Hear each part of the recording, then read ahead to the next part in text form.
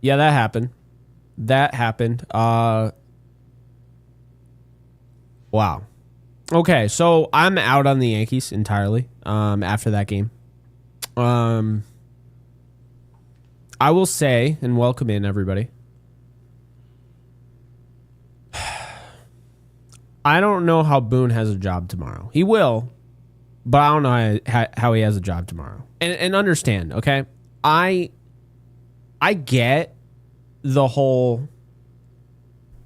No, I don't get any of this. I literally don't get any of this. I've been saying, oh yeah, it's, grown men, whatever, yada, yada. No. This team is way too talented to do whatever the hell that was. Like, I'm just at the point, Gary, where this is a mental thing.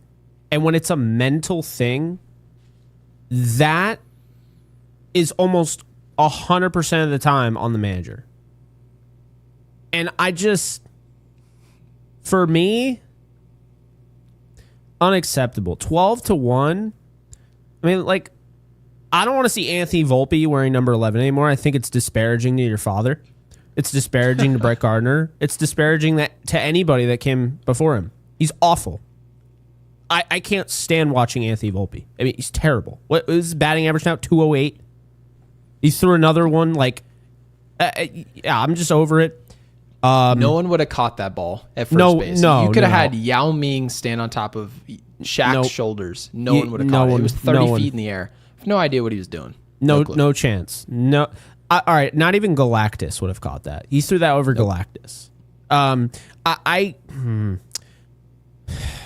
So, the lineup today comes out. No Ben Rice. Idiotic. I don't care what anyone says. Idiotic. Should play every single day. Your team's not good enough to have this pick and choose. I mean, your team isn't good enough to give Stanton a break. It doesn't even matter at this point. If you don't play Stanton every day, you're not even going to make the playoffs. I mean, let's just be honest here. But Caballero was in. That was good. Glad he was. 2 walks today.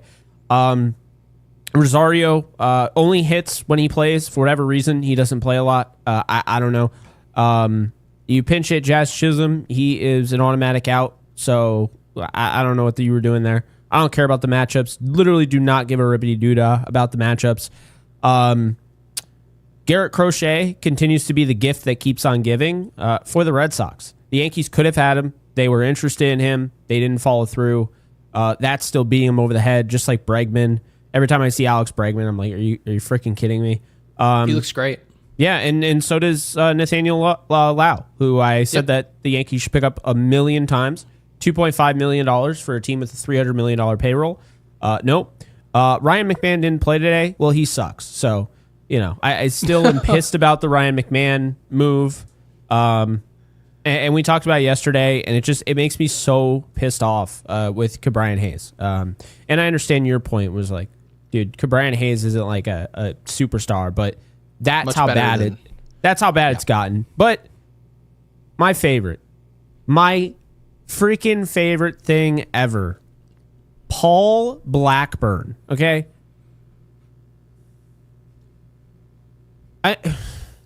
So you didn't enjoy watching that outing? I don't have words. That was De Los Meatballs. That's what that was. Paul Blackburn is terrible. His ERA before today was in the 6.70 range. It's now 8.33. Do you remember? You started cracking up. I don't know if we were live. Everything's a blur. But we were talking about it, probably off air, but it might have actually made one of the... No, dude. When I said that Aaron Boone said, yeah, we like Blackburn. We believe he can give the bullpen some length. You're like, length?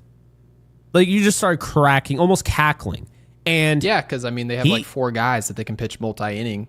He gave him 3 1/3. I mean, really good stuff. I mean, he only gave up 8 hits and 7 runs doing it, right? But there's the length, Gary. There's the length. Salute. We did get the length. That was salute. Wait. Who said salute? You remember it was an NBA manager. It was an NBA coach. I think it was. I didn't do that on purpose. Somebody literally dropped the super chat with salute in it, and I just okay, perfect. Who is the Lakers coach? Is it Darvin Ham when he was just like Anthony Davis and LeBron? Great hustle there.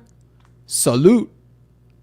Yep. It is this organization, top to bottom, is a complete and utter joke. Actually, what I was watching, because the score, I was glad the score actually ended up being what it was, because I didn't want anyone to think that these are close games that could have gone either way. They weren't.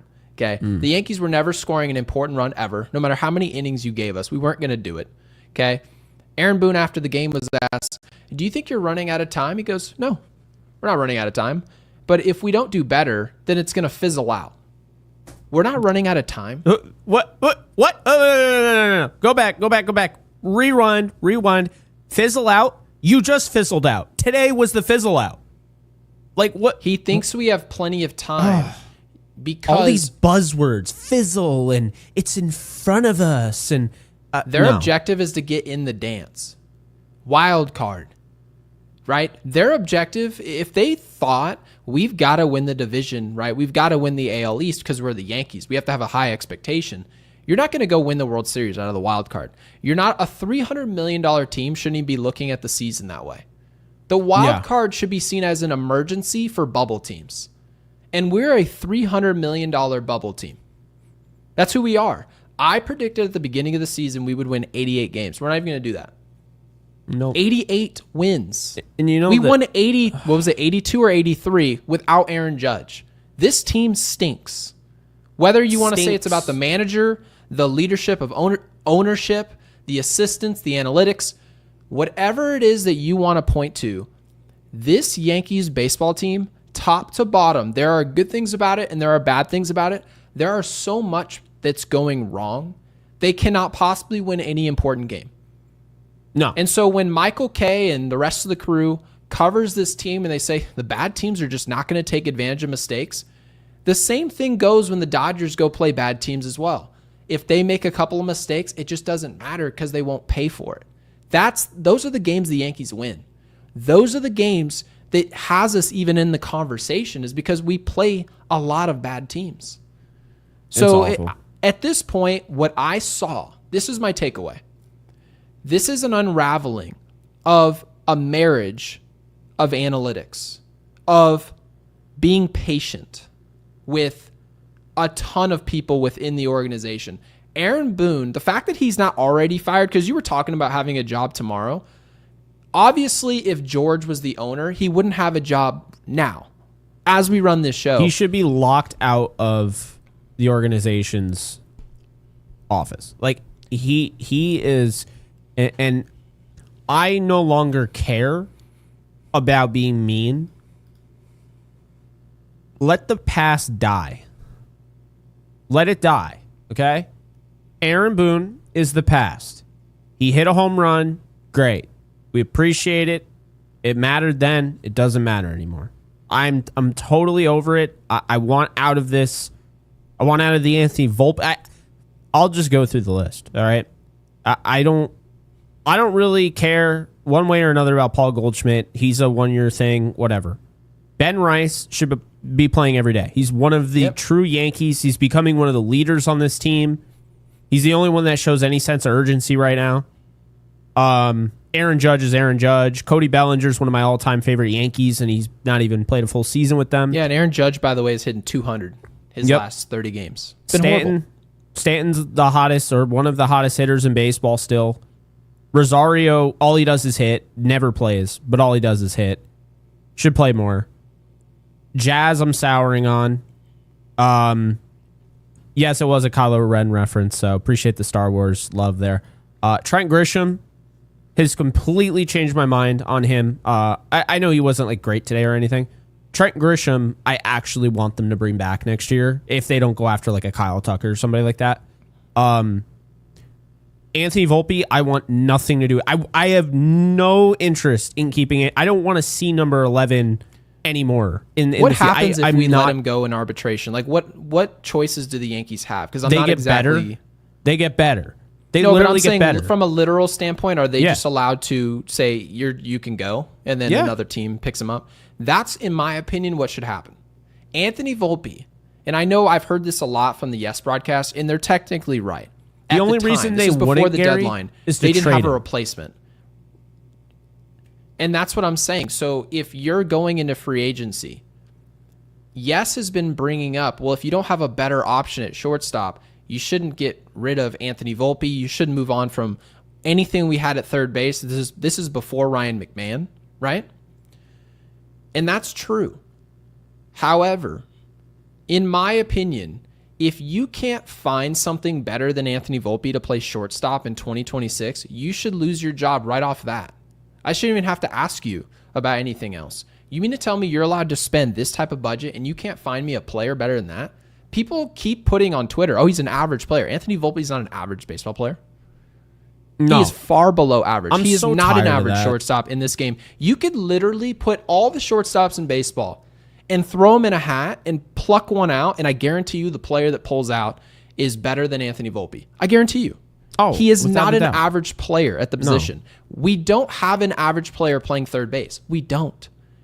We don't have a third baseman who can even hit a home run. And we're not even asking for a boomer bust mentality, but we have a third baseman inked this year, next year, and the year after that. And it's not like he's on a rookie deal. It's $16 million this year, next year, and the year after that. And he can't hit. Our shortstop can't hit. Jazz Chisum thinks he hits, and he's hitting .235. He doesn't hit any important home runs. Nothing's important that anyone in our infield does outside of first base against lefties. Get serious. The group is not a good baseball team. And that points back to Brian Cashman. And this is why at the beginning of the year, I said this was an 88-win team that was going to go through the wild card and get crapped all over early on in the playoffs. They deserve it. They do. Yeah. It's very difficult to lose Juan Soto as a free agent and then rebound from that. But we should have had our ducks in order before Juan Soto ever showed up here. Do you know how I know that? Weren't we saying, oh yeah, you guys should deal Anthony Volpe and go get a shortstop. There are plenty of shortstops out there. Take your pick. Go get a good one, right? Go get Luis Castillo via trade. Go do that. Go get Bryce Harper. You should do that. Really good player since he's won 2 MVPs, right? He even said, I'll play first base for the Yankees. He grew up a Yankees fan. And they said, no. We've got Brett Gardner. It's not a position of need. The Yankees have told us all these free agents and all these different players and all these options are not positions of need. They're going to kick the tires. They're going to lowball.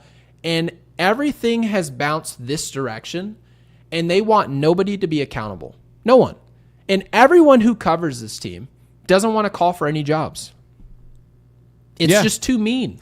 It's too mean. All the young players, you can't say any of them suck because they're young, right? Then we will. You can't just say they stink, right? Anthony Volpe, if you think he's a bad baseball player, how dare you? He's so young. He's 24 years old. Jason Dominguez, if you don't like his defense, how dare you? He's just 22 years old. It doesn't make sense the way that we cover this team. It doesn't make sense how we evaluate this team, Jake. This team, I'm telling you right now, everyone talks all day long about the New York media. They don't ask tough enough questions. I listen to Aaron Boone answer questions. I know we've kind of agreed we're going to stop listening to him. I'm sitting here listening to this. No one presses this man at all. No one says, don't you think you're just making excuses? Don't you think what do you mean it's not too late? How is no one saying that post game? How? Yeah, my thing here is that it's gotten to the point where you can't even have, like, if your take is different at this point on the Yankees, then it's just disillusion. Like, the reality is this. You can think the Yankees are a talented team. They're not a good team. A good team would do the things necessary. Talent is really just an if. It's just if things work out, that's talent. Talent is potential. Talent isn't what I'm getting right now. For instance, the most talented quarterback in the NFC West is Kyler Murray, okay? Right? Is he the best quarterback in the NFC West? I say this all the time because I think it's a great example. We know what he is, like, physically, right? And that's the thing. The Yankees are one of the top 3 most talented teams in the league. I have no doubt. And this is where you have to fire Aaron Boone. Like, it's just ridiculous. I mean... Oh, you think we're that talented? I do. I genuinely do. I look at this team and I say they should be a lot better than they are. I think they're getting bad advice. I mean, don't get me wrong. They're struggling and they're grown men that aren't doing things. And there are players that I cannot stand on this roster. Ryan McMahon and Anthony Volpe, like, for starters. But I'm just saying, man, I think really what it comes down to is Aaron Boone has to go. Because right now, what's the worst that's going to happen if you fire him? Think about that. Before you do fire him, right? Think about what's the worst that can happen and what's the best that can happen. Because I'll tell you right now, we've seen what this team can do. Like earlier in the year, they won 8 straight series. Well, guess what? That was earlier in the year. That was a long time ago, Gary. We've seen what they can do as if that's not the same team. I bring it up because I always hear that, right? Like, oh, yeah, well, we've seen what they can do. Okay. Gary, how long? May? June? Like, do you realize how long ago that was? The season. The entire time we were winning, Red Sox fans, Blue Jays fans, Dodgers fans, Padres fans, you know what everyone was saying? Who gives a rat's ass? You guys are winning games the least important time. There's some players that aren't even healthy from the offseason, right?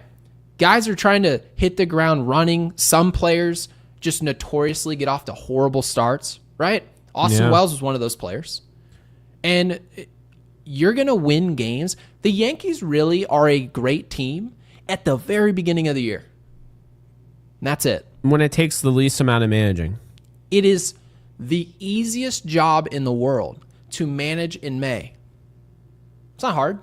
It's quite literally the attendance is down. No one cares. No one can make it, right?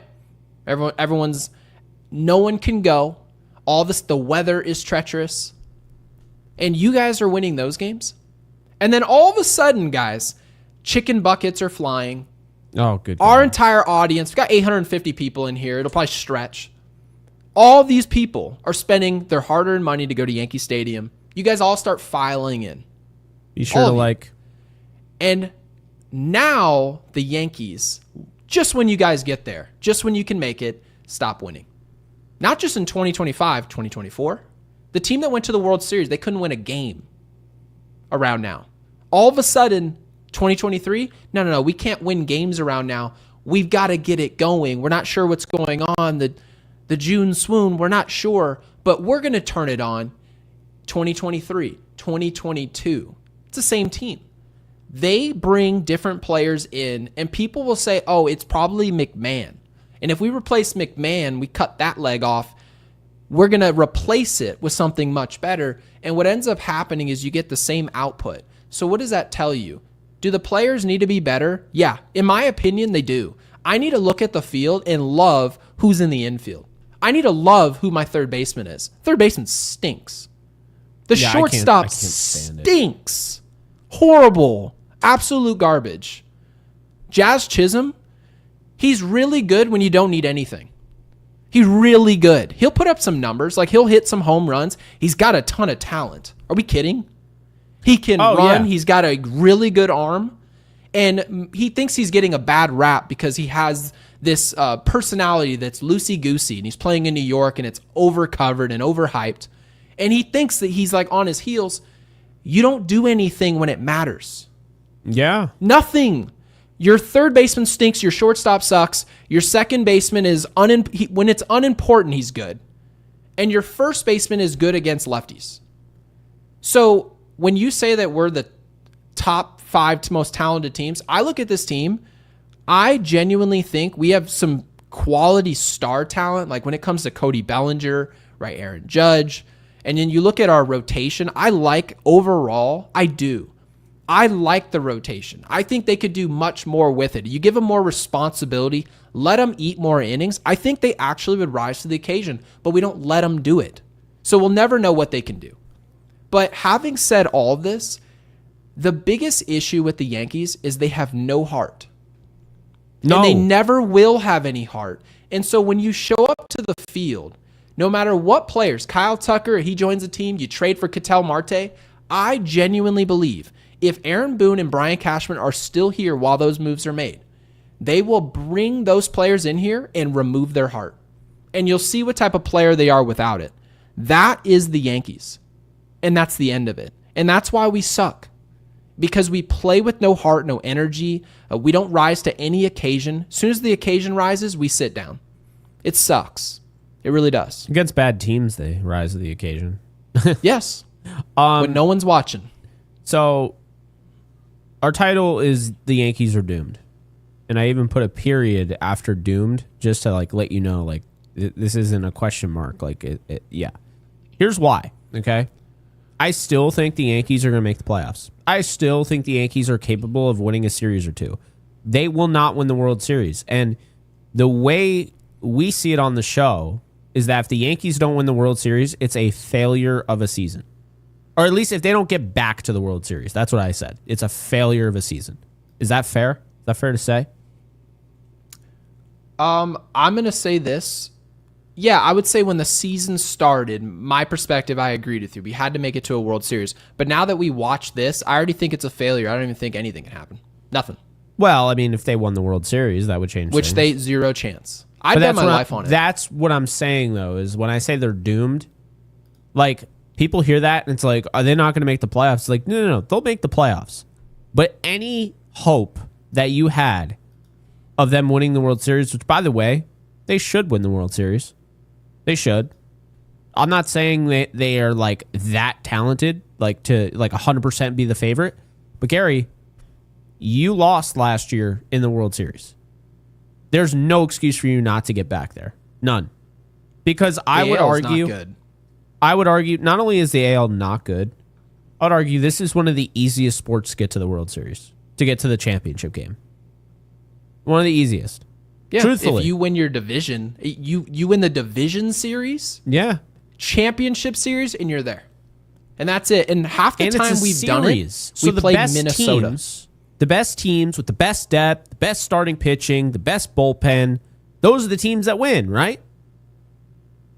But it's not like March Madness or the NFL playoffs where it's just single elimination. You have one bad game, boom, you're done.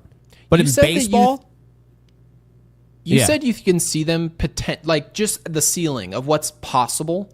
Because you said it's impossible to win the World Series, but you can see them winning a round or two. Which team is it in the AL you think they could beat? Because I'll tell you the teams. Well, they won't be the Red Sox. Before you answer that, I'm going to tell you the teams I think they have no shot in hell of beating. And this is saying a lot because I don't think there's any great team in the AL. So just know that. Yeah. Toronto. Nope. I don't think we can beat Toronto. How do I know that? I watched you guys play them. Mm-hmm. That's how I know. Right? I agree. You look across the way, Dodgers, Padres. The Padres are trying to prove we can beat them, right? They couldn't prove it last year. Dodgers end up just embarrassing us in the World Series. And the Padres came into 2025 and said, we need to prove we can beat that team. And they hadn't done it all year. You know what they're doing today, Jake? Beat them yesterday, beat them today. Yesterday and today, we're going to prove we can beat you. We didn't beat Toronto. We embarrassed ourselves. We've gone in 8 games in a row with Boston, lost all of them. You can beat that team? No, you can't. We probably would make a series in the playoffs with Tampa a long series, okay? And they won't be there. Detroit, nope, won't beat them. Kansas City would give us a fight. We probably best them. They're 66-64. They stink. They're not a good baseball team. You look at Houston, beat the brakes off of us. Seattle would beat the brakes off of us. We'd have a good series with Texas. They're under 500. And that's it. The Yankees aren't beating multiple of any of those teams. It's embarrassing. Yeah, it's more so like I could see them just like whatever they get going in the playoffs. But I'm way out on that. I think 0. No. I wouldn't say 0. I'd say 0 World Series. I'm way on. I'm on whatever side it is needs to be on. Where I think the Yankees, just like I said about Kansas City, right? When we played Kansas City in the playoffs, I covered Kansas City and said they have a 0% chance of beating the Yankees in the playoffs. That wasn't me saying that Kansas City just sucks. That wasn't that. It's just knowing the two teams that are going to play each other. There's just no reality, no simulation where Kansas City is going to best them and go on to the next round. That's the only reason I say it. I can't see a world where the Yankees play consistently bad baseball. I've never seen it in baseball history where you play consistently bad baseball and you flip a switch just in time for October. I've never watched that, and I'm 31 years old. I'm 32 in November. I've never seen it before. I've seen teams, Jake, play bad baseball at this time of the year, but they played great baseball for a month or two or three, and they beat some good teams along the way. We haven't beat anyone along the way. It's funny Not you say Toronto, that. not Houston, nobody. My father texted me. It's like going to the World Series last year was the worst thing that could happen to them. And in Agree a way, 100%. in a way it is, because they were exposed. And it's not like they were exposed in a way where, oh, they'll fix it. No, I mean, this team ran a damn audit on themselves. And we're like, oh, we couldn't find anything. Like, I'm going to call the IRS tonight and just let them know, hey, boys, I'll take it from here. I'll do the audit myself. You guys take a breather. yeah. Then we're going to see what type of data I come up with. The fact that you're bringing up an audit, a self-audit, you're not going to accomplish anything. All you're going to do is confirm your own bias.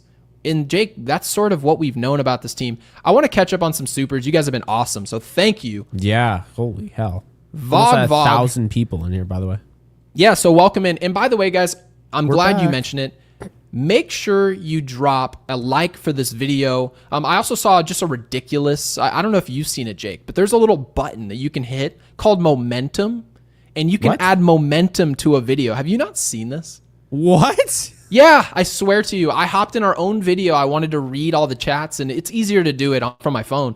And I'm looking at it, and I'm like, what the hell is momentum? And they're like, do you want to add 1,500 momentum to this video? Can I do it right now? Can I give myself Apparently. momentum? Ooh. So if you guys want to give us momentum, go ahead and do it. What does momentum But we're do? giving away a Yankees jersey of your choice at 10,000 subscribers. I would love to hit 10,000 subs tonight, but I mean, it's obviously it's about 250 subs away. But make sure you do that. We're going to give away a Yankees jersey. But some people were asking us in the comments how we're planning on doing that.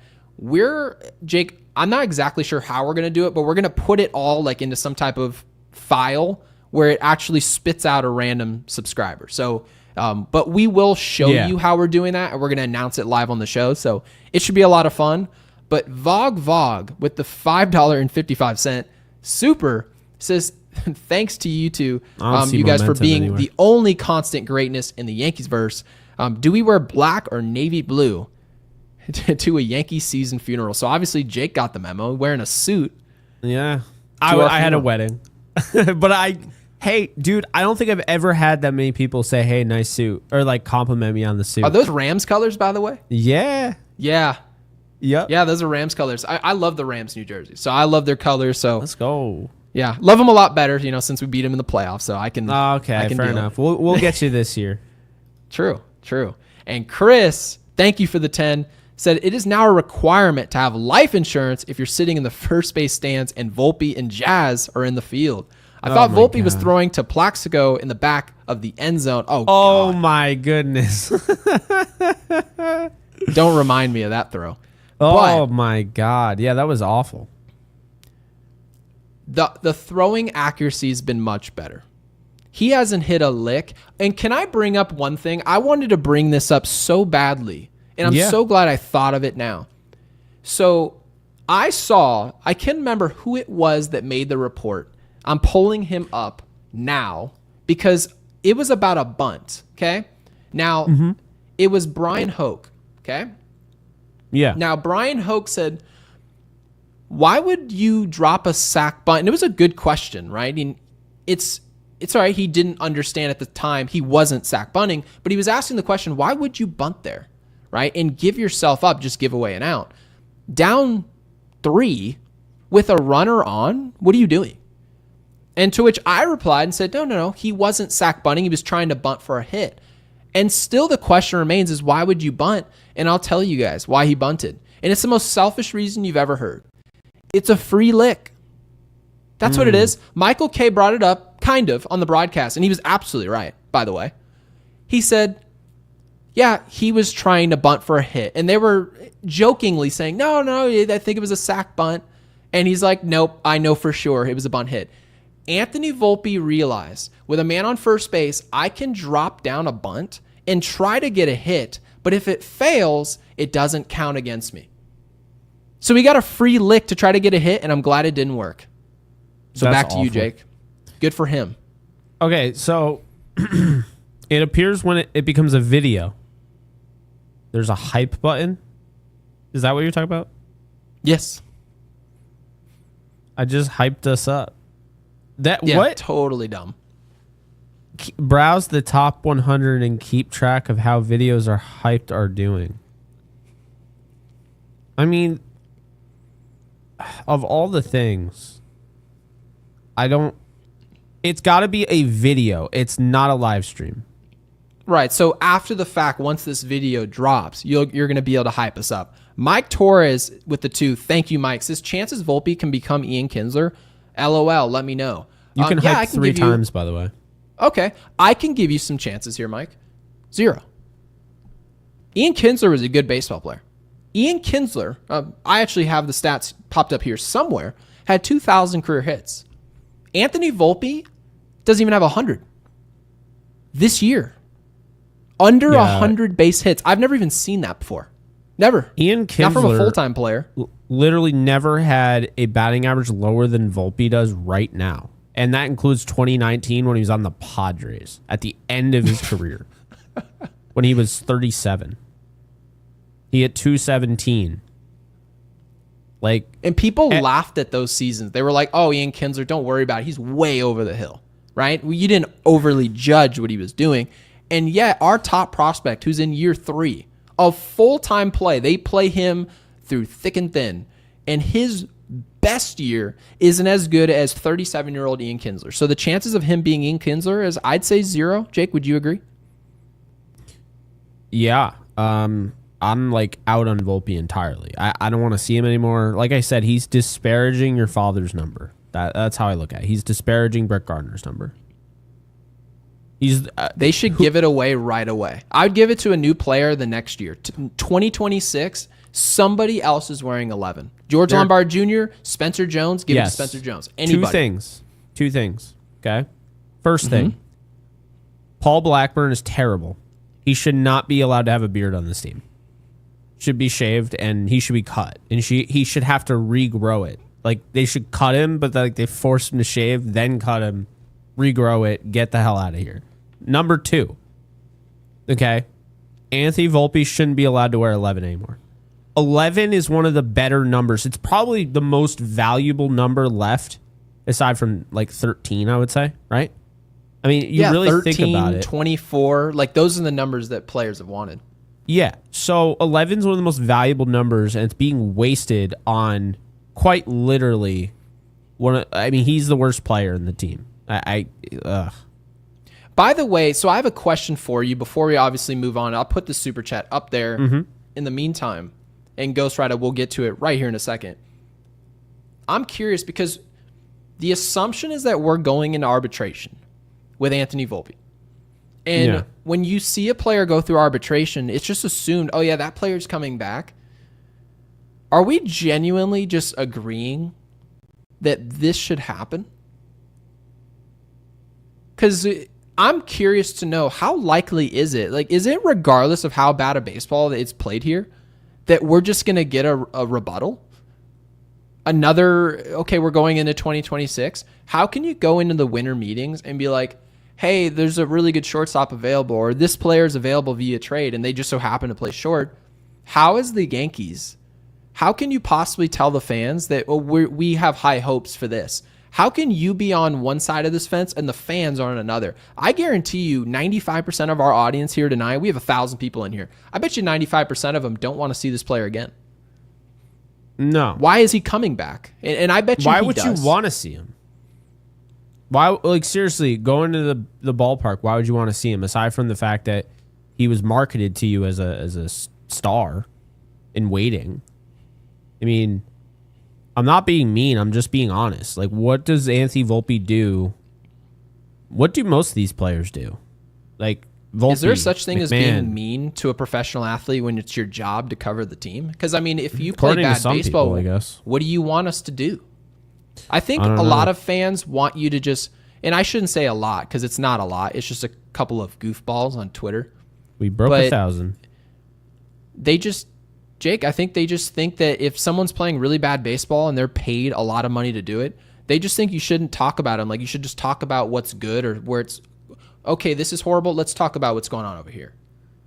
They call it low-hanging fruit. Like it's almost like, oh, well, you shouldn't do that. Like you know, that's low-hanging fruit, or like, oh yeah, that's a low blow.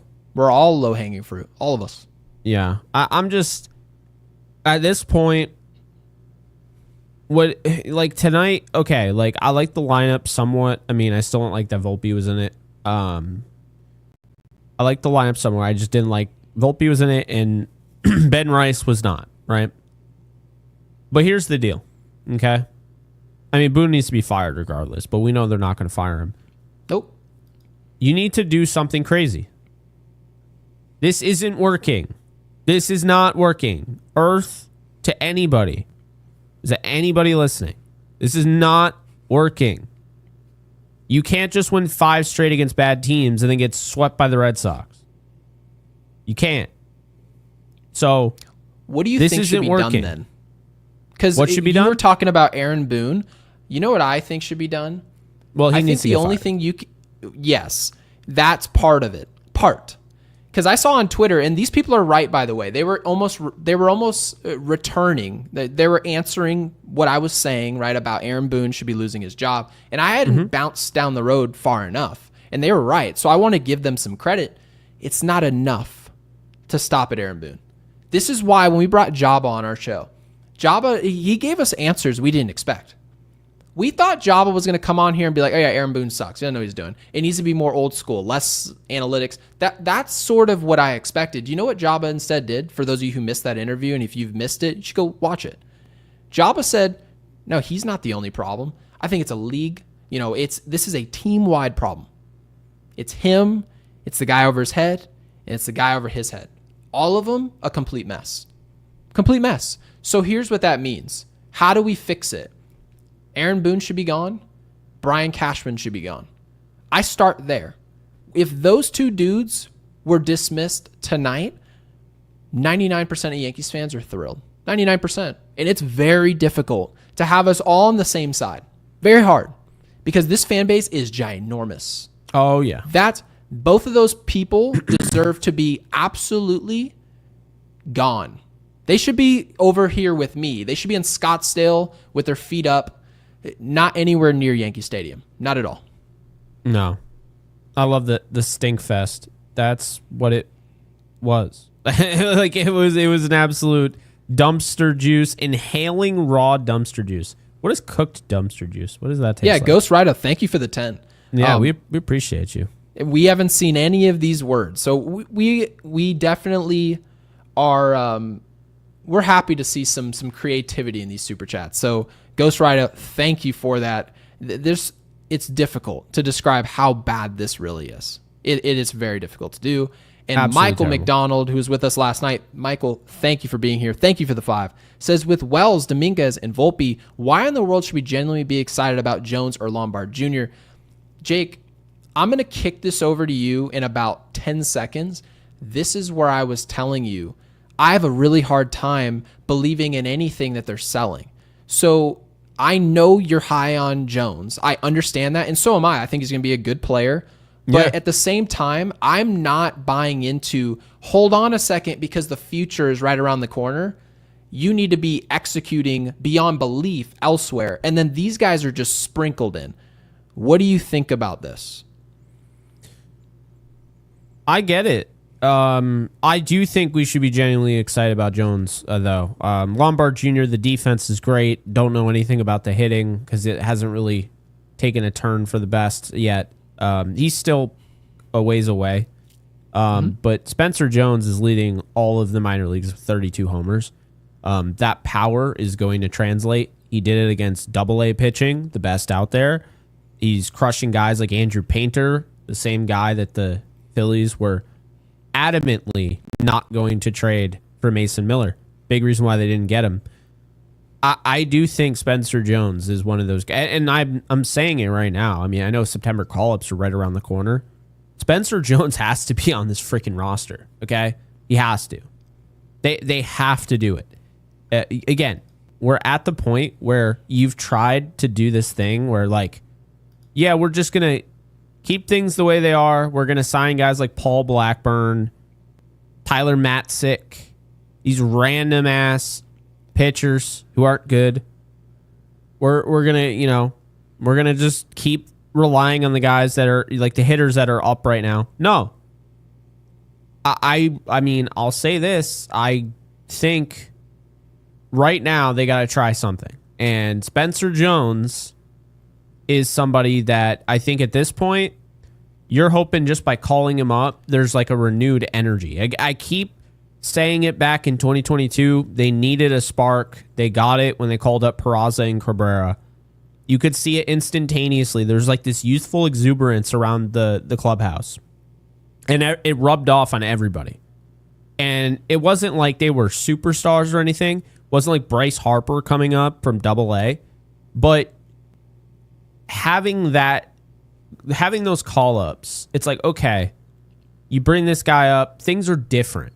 When you don't change anything and you're constantly peddling the same thing, oh, it's in front of us, it's in front of us, it can't happen, it can't happen, it can't happen. Oh, tomorrow's another day. Well, at some point or another, if these players haven't already snapped out of whatever the hell trance they're in, they're going to come to the grips with, wow, things really don't change here. Things are really just the same all the freaking time. Nothing changes. It's all just the status quo.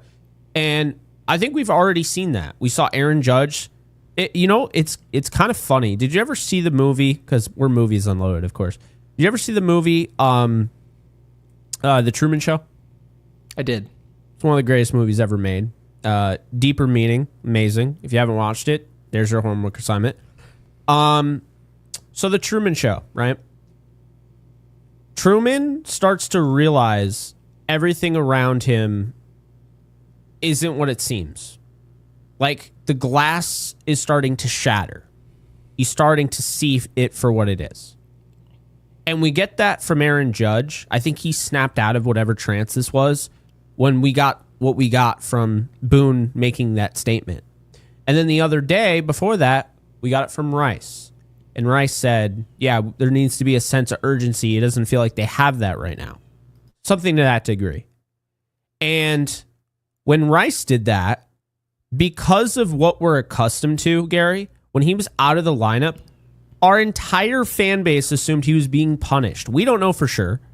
But the point being is, if Aaron Judge and Ben Rice, and obviously we know Stanton doesn't like what's happening, who's to say other guys aren't going to wake up and be like, yeah, this isn't good enough? And I'm not saying that, oh, this is what leads to Spencer Jones being called up. That's not what I'm saying. But I am saying that you can't just peddle the same thing over and over again. Same dialogue, same thing. Don't be Fast and Furious. Don't come out with 10 of the same freaking movies and just change things around. So isn't what Michael's saying, because Michael's really asking, when people were talking about Dominguez and they were talking about Volpe, it wasn't just the Yankees suggesting that you guys should be excited about Volpe and you should be excited about Dominguez. Anyone I was asking around the Yankees at all, like they didn't even work for the team. They just helpers, right? And, like I talked to a Nick Swisher and, oh, wait till you see Volpe, Gary. You're not going to believe it. And it's like, okay, you're telling me that the near future, this guy's going to be ready. He's a great fielder. He's going to be able to hit. He's got pop. He's got all the intangibles. Wait till you see this kid. And he's a local kid. You're going to love him. Okay. And it doesn't work. Anthony Volpe is a flop. Complete flop. Failure. It didn't work out. It's over. Jason Dominguez is not slugging. He's just been okay. He can't field a lick, but offensively, he's league average. He's going to hit 250. He's not going to hit for power. He's not going to field his position. There you go. He's going to run the bases like a bat out of hell. Great. He's also not going to know the outs. But having said all these things, a lot of folks don't think Jason Dominguez is going to be a star now, right? Jason Dominguez hasn't shown us star anything. So if that's happening, Volpe is now a definitive bust. And now Spencer Jones is hitting in the minor leagues, but what we know about the minor leagues and what literally every single reporter that we brought on our show said, they all said it before they left. The minor leagues has never been more far away and more apart from Major League Baseball than it is today. And so if you guys were hoping that, okay, Spencer Jones was going to do anything in the minors to get you guys excited about the future, no prospect is saving the Yankees. It is going to be an overhaul at the big league level, and it's going to have nothing to do with Spencer Jones. Spencer Jones may be on this team in 2026 and be a great player.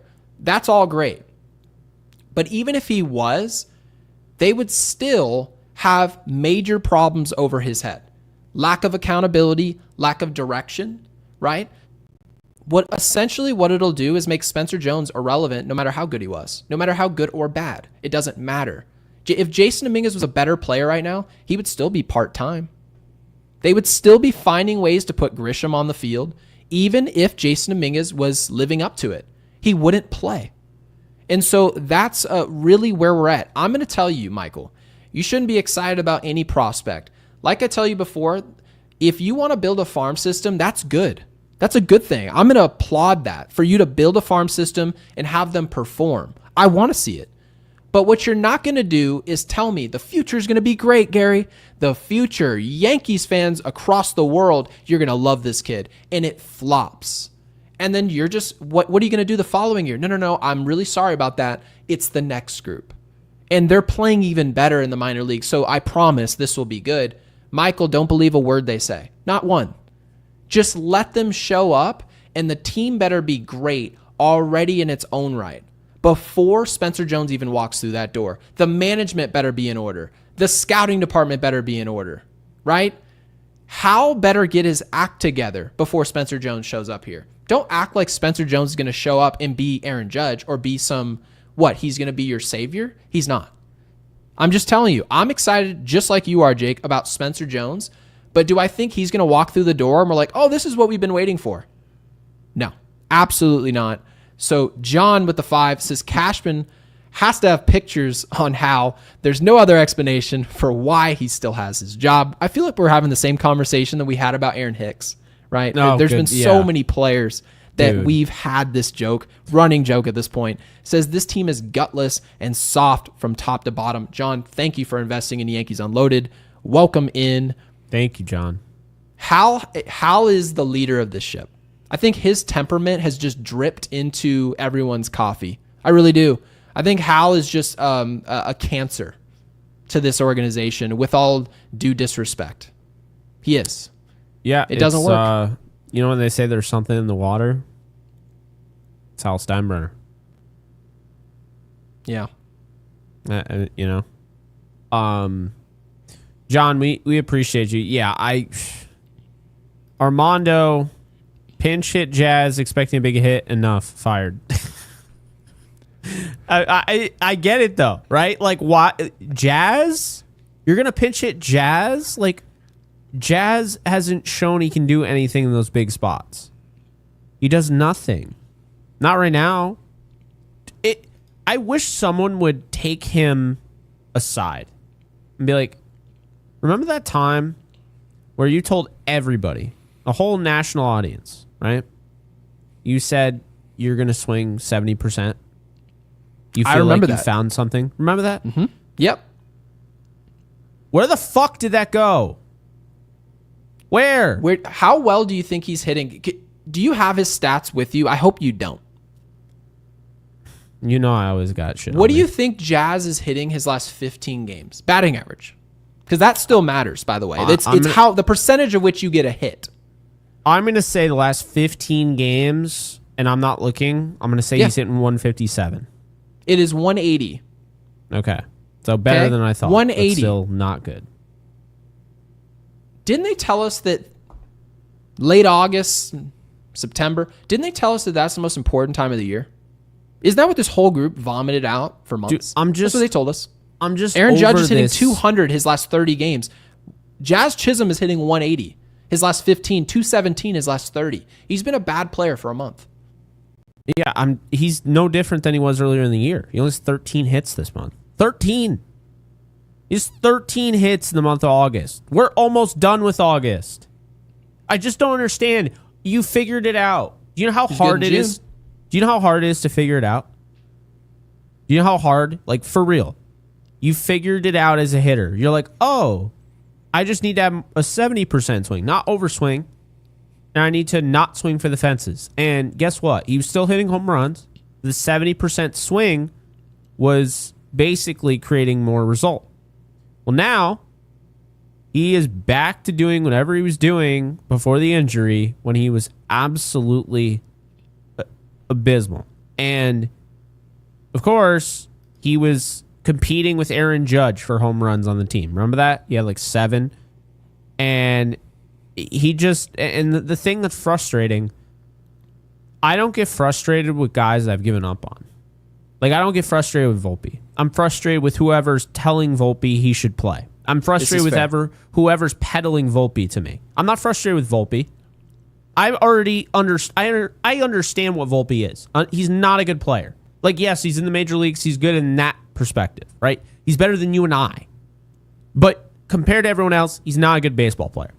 Jazz Chisum, I think still, to this day, I still think he can be a star in this league. And it's so puzzling to me and frustrating to me to see him go out there and you found out what you were doing. Because I'll tell you, baseball's tough. It is, right? You go through your slumps. You go through your hot streaks. I get that. This isn't like with golf. It's like some days you just don't have your driver, but you can putt. Some days you can't putt, but you have your driver. You know, some days you have that short game, whatever. This isn't like that. This to me is he knows he's figured it out and he still is so obsessed with the home run. And you see it in his swings. He doesn't shorten up. It's incredibly frustrating. And if Jazz ever heard me saying this, I'd be like, you should be glad. I'm frustrated because I believe that you have the ability to be a star. That's why I'm frustrated. He would get defensive if he heard it. He would think, oh, he's like, I'm actually having a good year. My ops is 800. And I said, there's Jazz, no you were way the worst player he would say he's having a good year. There's no way. You were the worst player in Major League Baseball the first month of the year. Then the second month of the year, you were the worst player I've ever seen. Then you got hurt, and we hated to see that. But then Jake brought up the point. I think when he shows back up, he'll almost reset, and he did. Right? I'm going to go 70% swing. You're a great player for 7 weeks. And we covered all 7 of those weeks. We were here every single day. Yeah. So let's not act like we just waited around. Let's wait till the Yankees. The Yankees suck now, and we're going to start making videos. Nope. We make videos when you win. We make videos when you win and it was boring. We make videos when you win 13-12 and you had every bit to do with it. And we also make videos now when you suck. Yeah. Every single video we made it. And so they'll get defensive and say, Jake is just criticizing me. No, what do you want someone to do when you're a talented individual and you refuse to apply yourself? You don't have to be playing Major League Baseball. We all have jobs. Pretty much most of us here. And the reality is regardless of how much raw talent you have, if you have a boss anywhere and they see that you have a ton of talent, but you refuse to apply yourself with any regularity, they're just going to assume you're not a good employee. Yeah. That's it. And so Jazz can think he's very talented. He can think his talent's going to ride him for a 15-year career with the Yankees. He can believe that if he wants to or not. If he can do it, you won't be here long. If this continues where we have to remind you how to play. If we have to remind you, hey, just to let you know, there's one out. You don't know the outs. And you're going to be a $20 million a year player. Are you high? Are you high? I'm not paying you $20 million when you don't know the fundamentals of the game. I'm not going to pay you $20 million when you're telling me, oh, don't worry, the Derby won't ruin my swing. Haven't seen a good swing since the Derby. It's just no professionalism whatsoever. So it's obviously disgusting. He should have been smart about that. I understand these are players. I agree with you. Get it. Yeah, I think you got to be smart about that. I do blame Jazz because, one, I mean, you were awful in that. So it's not like you went and won it, right? Also, Cal Raleigh, say what you will, yeah, he's still hitting home runs. His swing is not the same. He's not the same player. He's not as valuable. I agree with you wholeheartedly and you've done it quite a few times on Twitter. I see it, defending Aaron Judge and saying he's MVP. Cal Raleigh is a 240 hitter now. At one point, he was hovering around 270, and he was hitting with that power. And it's not like I'm sitting up there clamoring for Aaron Judge, because Aaron Judge hitting 200 the most important time of the year for us right now. But yes, the Derby, to your point, it didn't help. He's been a different player. And that's the thing. So he's been a different player. And he's showing that he can still hit home runs because he's just Cal Raleigh, right? He'll just figure it out. Is that making the Mariners a better team? No, I would argue he's made them a worse team because he's not as good as he was first half of the year because he focused on that. I get that you want to do the home run derby. I understand. But Jazz Chisum never should have done it because that's the thing that bothers me. Cal, he's done it before, I'm pretty sure. Jazz, the issue I have is when you've already had a point in the season where you were abysmal, right? So much so, you come back from injury, you change your swing, you say that you figured it out. Why would you ever run the risk of going backwards? And that's what he did. He had a chance to be the bigger dude and say, you know what? The best freaking home run hitter, the best player in the world, Aaron Judge, isn't doing the home run derby for the reasons that I just stated to you, Gary. Maybe I shouldn't do it. Maybe that guy who's hit 62 in a season, maybe he knows what he's talking about. But no, Jazz wanted to go and have fun. And again, I'm not faulting him for that. Like, I get wanting to have fun. But I mean, going to the All-Star game's fun. Gary, you've gone before. Many times. Doing this, though, I really think we're going to look back on this and say, this really cost Jazz a lot of money. Like, I really think that decision could really impact his career. I mean, just imagine this, right? Let me paint the image for you. The Yankees acquire second baseman Ketel Marte from the Arizona Diamondbacks. In that trade, headline in the trade is Jazz Chisum going to in Arizona. Now, Jazz, I feel like, has thrived. Like when he's going off or whatever, he thrives in this kind of limelight. I don't think Arizona would be great for him. I don't. And I think if he doesn't watch it, and if he doesn't improve, that's where he's going. And I think the Yankees are going to trade for Marte. That's what I think. I told you that the other day. It just makes Jazz look bad. When you play on a big team like the Yankees, or you go play for the Dodgers, look at Conforto right now. They are dunking all over him in Los Angeles. It's bad. Just having a bad year. Now, this is what major market does. You can go play with the Marlins, and I'm sorry, Miriam. You can go play with the Marlins for 8 weeks and get 2 hits. No one was at the game anyway, right? And that's mainly because of ownership. They're not taking care of the fans. But the point is, nobody cares about the Marlins. You can go hide for 8 weeks. And then you know what? If you play well, we'll see you at the All-Star game. You're going to show up in a Marlins jersey. No one's going to care you're in the jersey. But that's what the type of... like, essentially, you can just go there and not be held accountable ever. Yeah. That's it. And so Jazz, and you mentioned the fact that him being here in New York, if he wasn't playing for the Yankees, do you know what he would not have done if he was playing for the Marlins? He would have never... off to that type of start, he would have never been like, you know what I need is a 70% swing. He would have never done that. You want to know how I know that? Because he's never done it before. He's never said that before. I've been paying attention to Jazz his whole career. He would have never said that. You know how I know? He never said it. That's how. Jazz Chisum has been inconsistent his whole life. In Major League Baseball, he was voted most overrated player. How did you get voted to that? By being inconsistent, by definition. That's what it is. And so Jazz actually has a major opportunity playing with us, which is that we're going to force you to be accountable. We're going to say you suck when you suck, and we're going to say you're awesome when you're awesome. And so we're hopefully going to make you good for longer periods of time by holding yourself accountable. What's Jazz refused to do? Hold himself accountable. I'm going to go 70% swing, but then I'm going to try and hit balls as far as I can. This is like a golfer, and I watch golf all the time, Jake. I love golf. Scotty Scheffler, I listened to one of his interviews several weeks ago, and they said, what's up with the driver accuracy? You've been all over the fairway. And he said, you know what? I've realized that as long as I'm working on hitting my cut and not trying to overswing and outdrive and get to positions that other players can drive to, I've realized I never get in trouble if I can just hone in on what I'm doing and not overdoing it. It'd be like Scotty Scheffler being like, that's my mentality. I'm going to do a long drive competition this week. You wouldn't do that.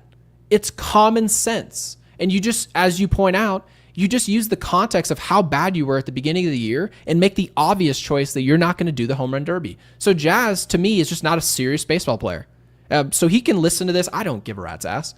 He's not a serious baseball player. Crazy talented, not serious player. Not a serious person. And so I'm rooting for this to change. I hope he zaps the fence and realizes, oh, I need to take this more serious and becomes a much better player. But this is the reason why his performance has just fallen off a cliff. It is simply how he takes this job. And that's what's rubbing fans the wrong way. I hate to tell them, but it is. Steve, thank you for the 5. Really appreciate it. Thank you for getting involved with the channel. Guys, over 1,000 people. You guys have been awesome. I know we really apologize for the late episode. Jake had to be somewhere for a wedding, so life goes on. We just have to. But you guys have been incredible. And people have been telling us the late records kind of work out with the lives. People don't tend to miss them. So thank you guys for being here. We have 1,000 right now. We have 1,052 concurrent viewers. By the way, be sure to hit the thumbs up button, also known as the like button. It really, really helps us out. And also, if you want to leave a voicemail, and we are really trying to get this thing going because we want to hear from you guys. We're gonna air voicemails. We got Ninja Hot Dog's voicemail today. So if you want to leave a voicemail, be sure to sign up and become a Diamond member.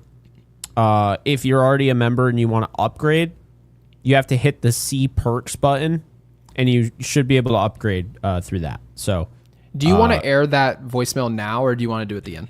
Let's just do it now. Because I know Ninja's in here. I know that for a fact. Yeah, yep. We just want to make sure, Ninja, you were in here before we aired it, because obviously that's no fun.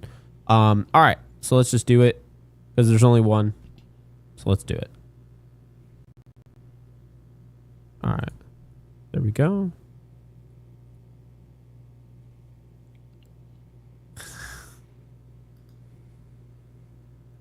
Again, I'm scared.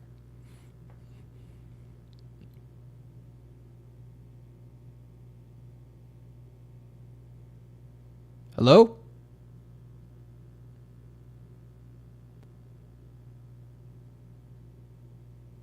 Okay. You can't. So wait, nothing. what? No, nobody can hear that. Oh, you can't hear it.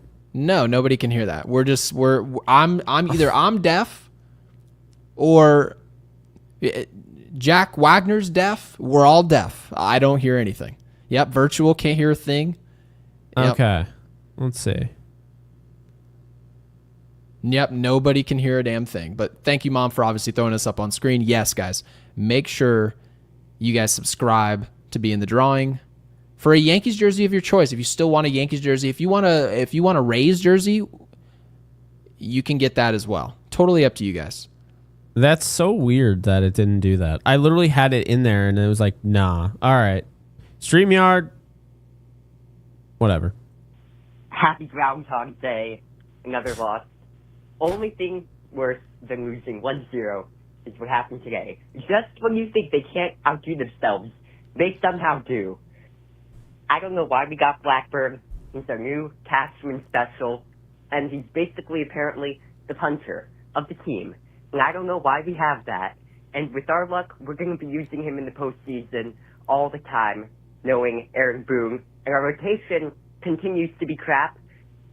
Will Warren is for sure becoming Garrett Cole like they say he is, with those home runs. He's garbage, apparently.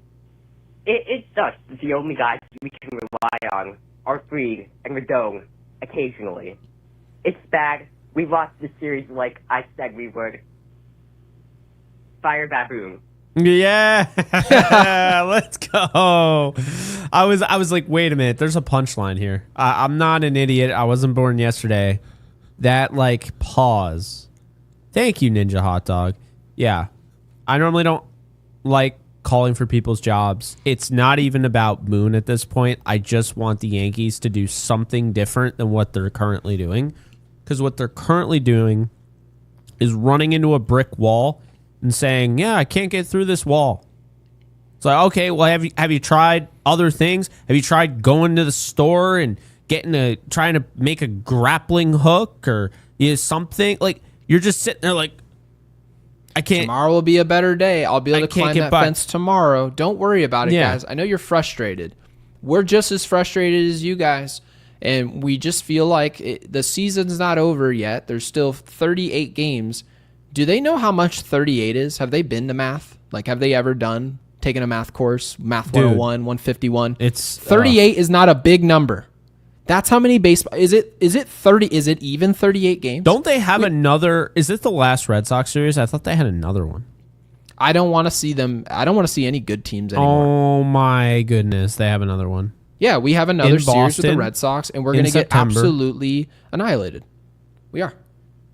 The Yankees could end up going 1-11 in the 12 games against Boston. Oh, by the way, real quick, I wanted to throw this up there. Caballero is the only one who walked today. Twice. Oh, that was a good point, by the way, by Ninja. The fact that what was the last thing that Ninja said? I totally forgot. God damn it. We lost the series Fire Baboon. Yeah, this is why you don't read chats this is why you don't read chats while you're thinking. Oh, sorry, Ninja. You had a great point. Ninja talks about how Will Warren is becoming Garrett Cole at the home runs. Yeah, and I mean, you're not as good as Garrett Cole, so you can't get away with it. Right? You don't have the same stuff. You're gonna have to keep the ball in the ballpark. You just are. So, love the conclusion there. Fire Baboon, obviously, but it's sad because we want to see this team play good baseball. They're not even close to doing it. By the way, we're not like a light switch away. This team. When people say I've seen it, because you said that earlier, like we've seen it for a very short period of time, right? But we never seen it in an important time. We got a diamond. Guy, Shout out to Guy.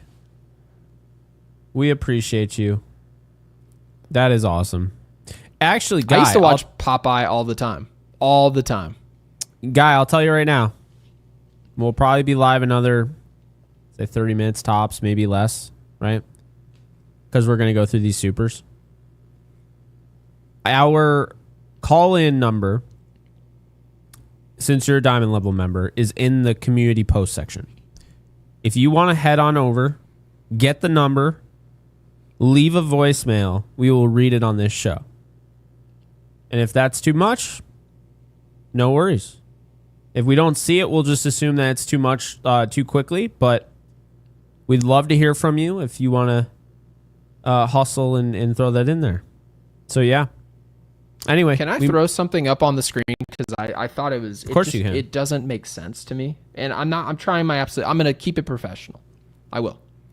Ray T, obviously, who's in the live. So, Ray, thank you for being here. We really appreciate your presence. Thank you, Ray. Ray T says, if you played ball, which I did, you will know they are not performing on purpose. Come on. Some of these errors are too obvious. The players internally want Boone out. Soto didn't sign for a reason. Okay. So I want to say one thing about playing poorly on purpose.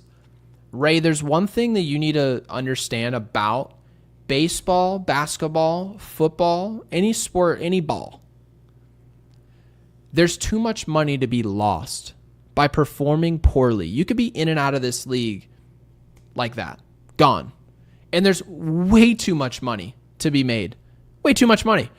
Jazz Chisum is going to play poor baseball on purpose. Do you know the difference between contracts that the Yankees potentially could pay him if he plays good at his potential versus playing bad baseball and then going into arbitration? Same with Anthony Volpe. Do you know how much less money Anthony Volpe is going to make himself by playing bad baseball? Anthony Volpe, if he played up to his potential, we'd be talking about a $20+ million player. He's a shortstop for a contender. If he was playing well, Jake, everyone would just line up and say, give him $20 million. Isn't that exactly what we did with Cody Bellinger? Is he not trying to lose? Because Cody's playing great baseball. Cody Bellinger came in this year, Jake, on a 1-year contract, technically 2, but it was a player option, both of which would pay him $25 million. He's going to opt out of that deal and get hundreds of millions of dollars this offseason. So the idea that any Yankee is playing poorly on purpose, they're not. They're doing this because they have poor leadership. That's why. They're all trying. It's not for a lack of effort. I know on days they don't show consistent effort, so in that regard it is. But they're trying to win. They just don't have anyone to point them the right direction and how to do it. So, Ray, that's how I'll answer that. Yeah, I don't think Soto left for anything other than money because he is only about money. What did Stanley say in The Office? Money. Money.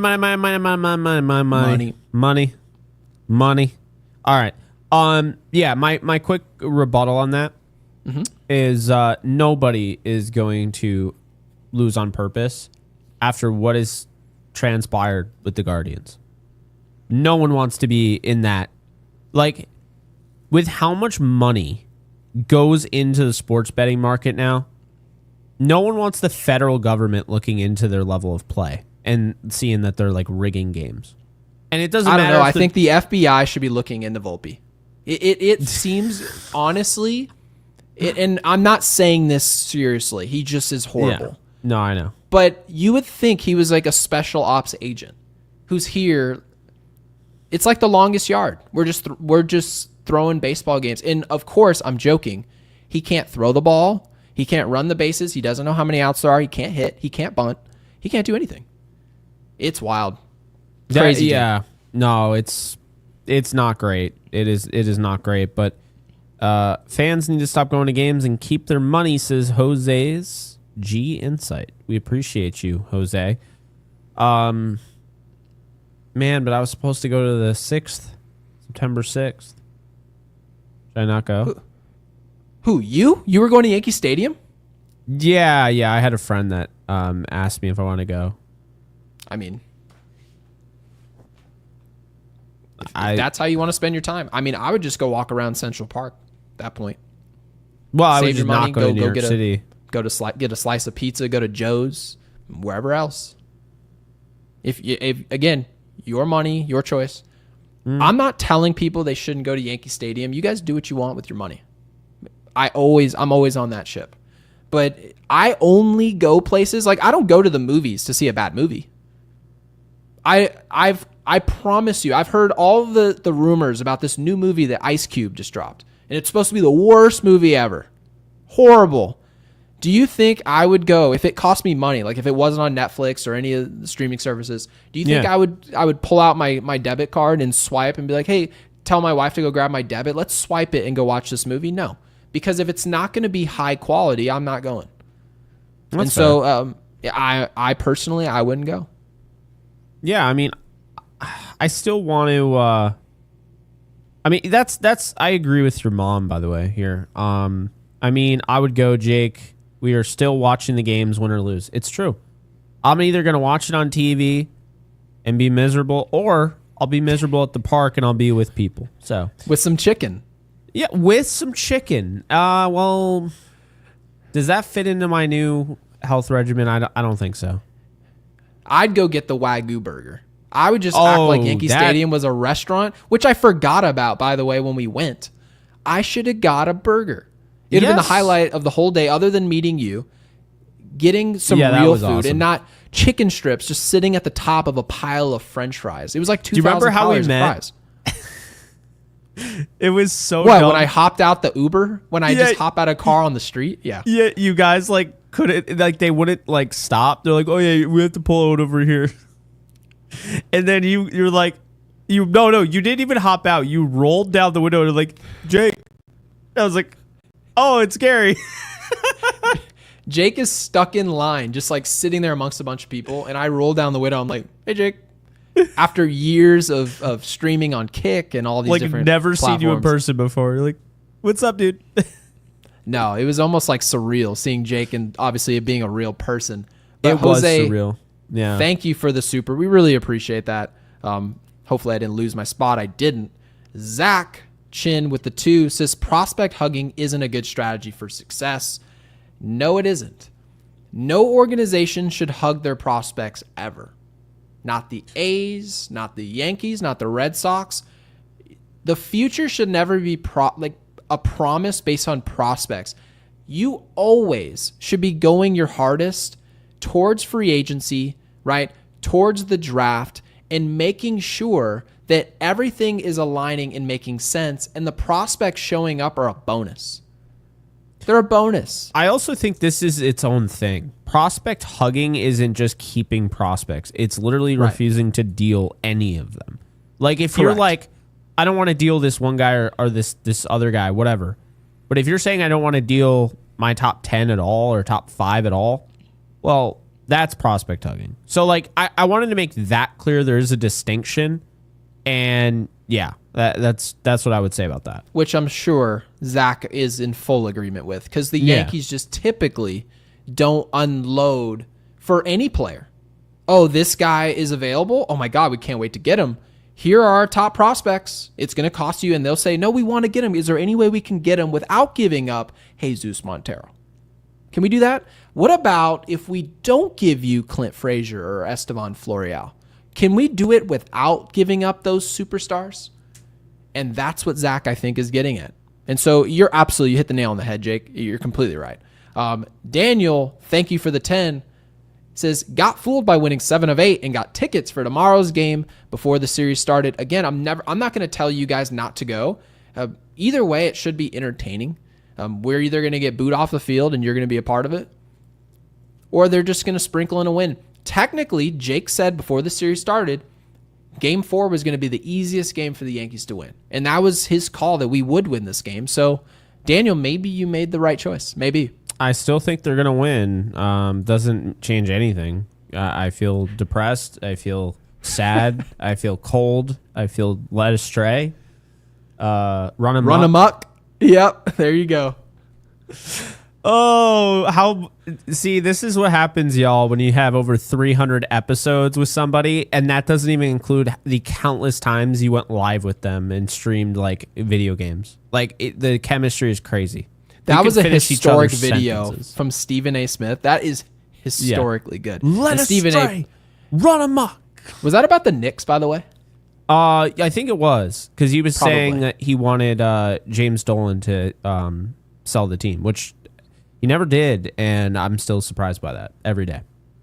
Well, at least the Knicks are kind of turning it around. Like the Knicks are at least building some momentum. They did towards. They were here, and then all of a sudden it's back down. So I'm not sure. Didn't they get Mike Brown though? Like that's just like. Well, they were declined like 30 different times, talking to 30 different people this offseason. They're like, we're getting rid of that guy, and no one wanted to talk to the Knicks. It was weird. I don't know. You would think the mecca of basketball, which we're always, and again, MSG is considered the mecca of basketball. That's what people mean. The Knicks aren't the mecca of anything, but I was rooting for them, and yeah, it was. I forget who it was, but they turned the Knicks down, and it was like a big name. Oh my goodness, Mom. Please drop in the comments. Can you drop the word that you sent me this morning? I want you guys to know. First of all, I've never heard this word in my whole life. Okay. And obviously give her a few seconds here. She's gonna be typing on her little outdated iPad. Please drop in there what that word was. It is incredible. It has to do with Aaron Boone. I've never heard. Is it called boondoggle? Boondoggle? Boondoggle? I've heard this. Okay. Oh my God. Oh, dude. It's incredible. I don't know why we're not running with this. There should be t-shirts. T-shirts going left and right. He's a boondoggle. Boondoggle. Please. Oh my God. It is so good. Can someone please drop the definition of boondoggle in this comment section? You will be thrown up on the screen. And I'll get to Scott Ross's super here right now. Scott, thank you for the 5. Says Cash is terrified Volpe will succeed elsewhere. This is so true. He won't make the move. Great GMs don't care. They focus on putting their best 26 together. And Scott, we're not even going to stop there. You said Brian Cashman is afraid that he's going to move on and excel somewhere else.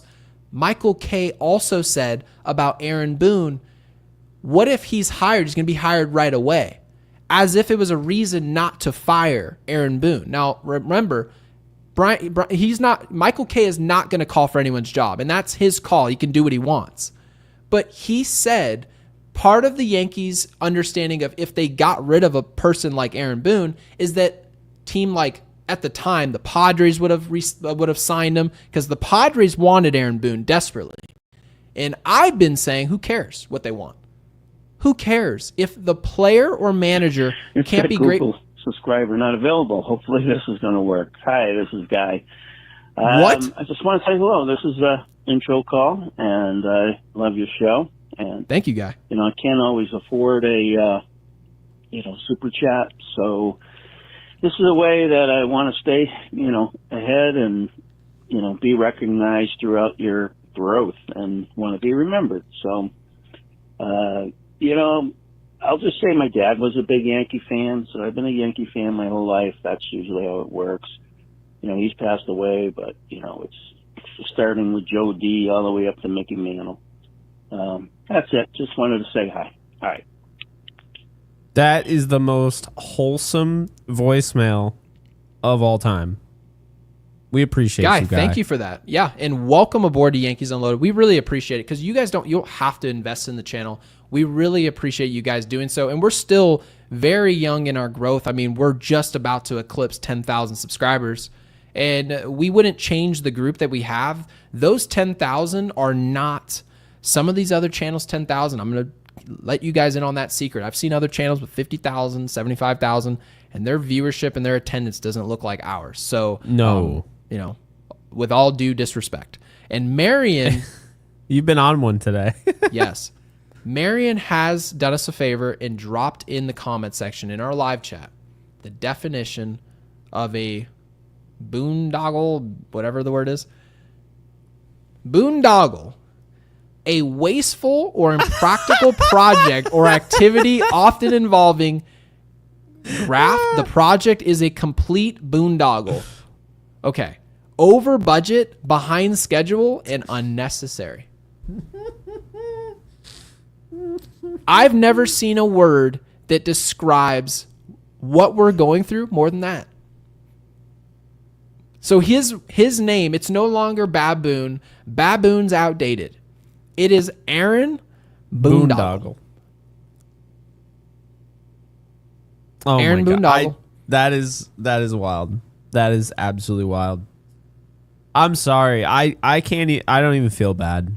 I don't. Nope, me either. I mean, who cares?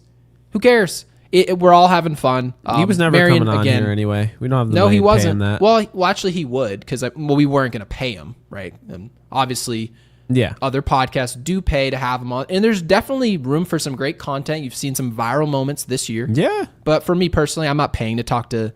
Well, I'm not paying to talk to anyone, so we can just put that to bed.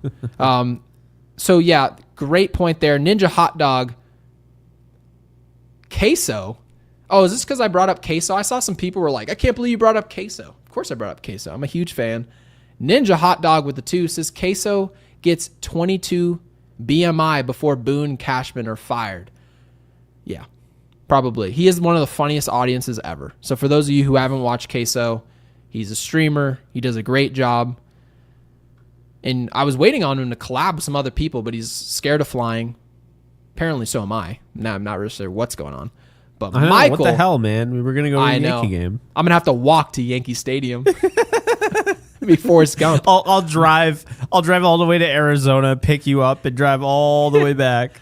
I'm gonna Uber to Yankee ever. Stadium. Michael with the 2 says the entire infield needs to go. I completely agree, except Rice at catcher. I want Ben Rice. I don't want him catching at all. By the way, next year, I don't want him touching a catcher's glove. I want him at first base.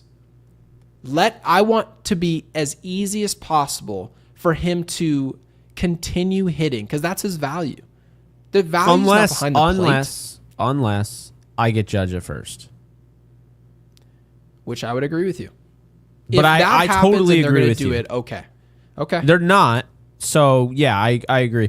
And really the hope is next year. Mm-hmm. Like, and I think,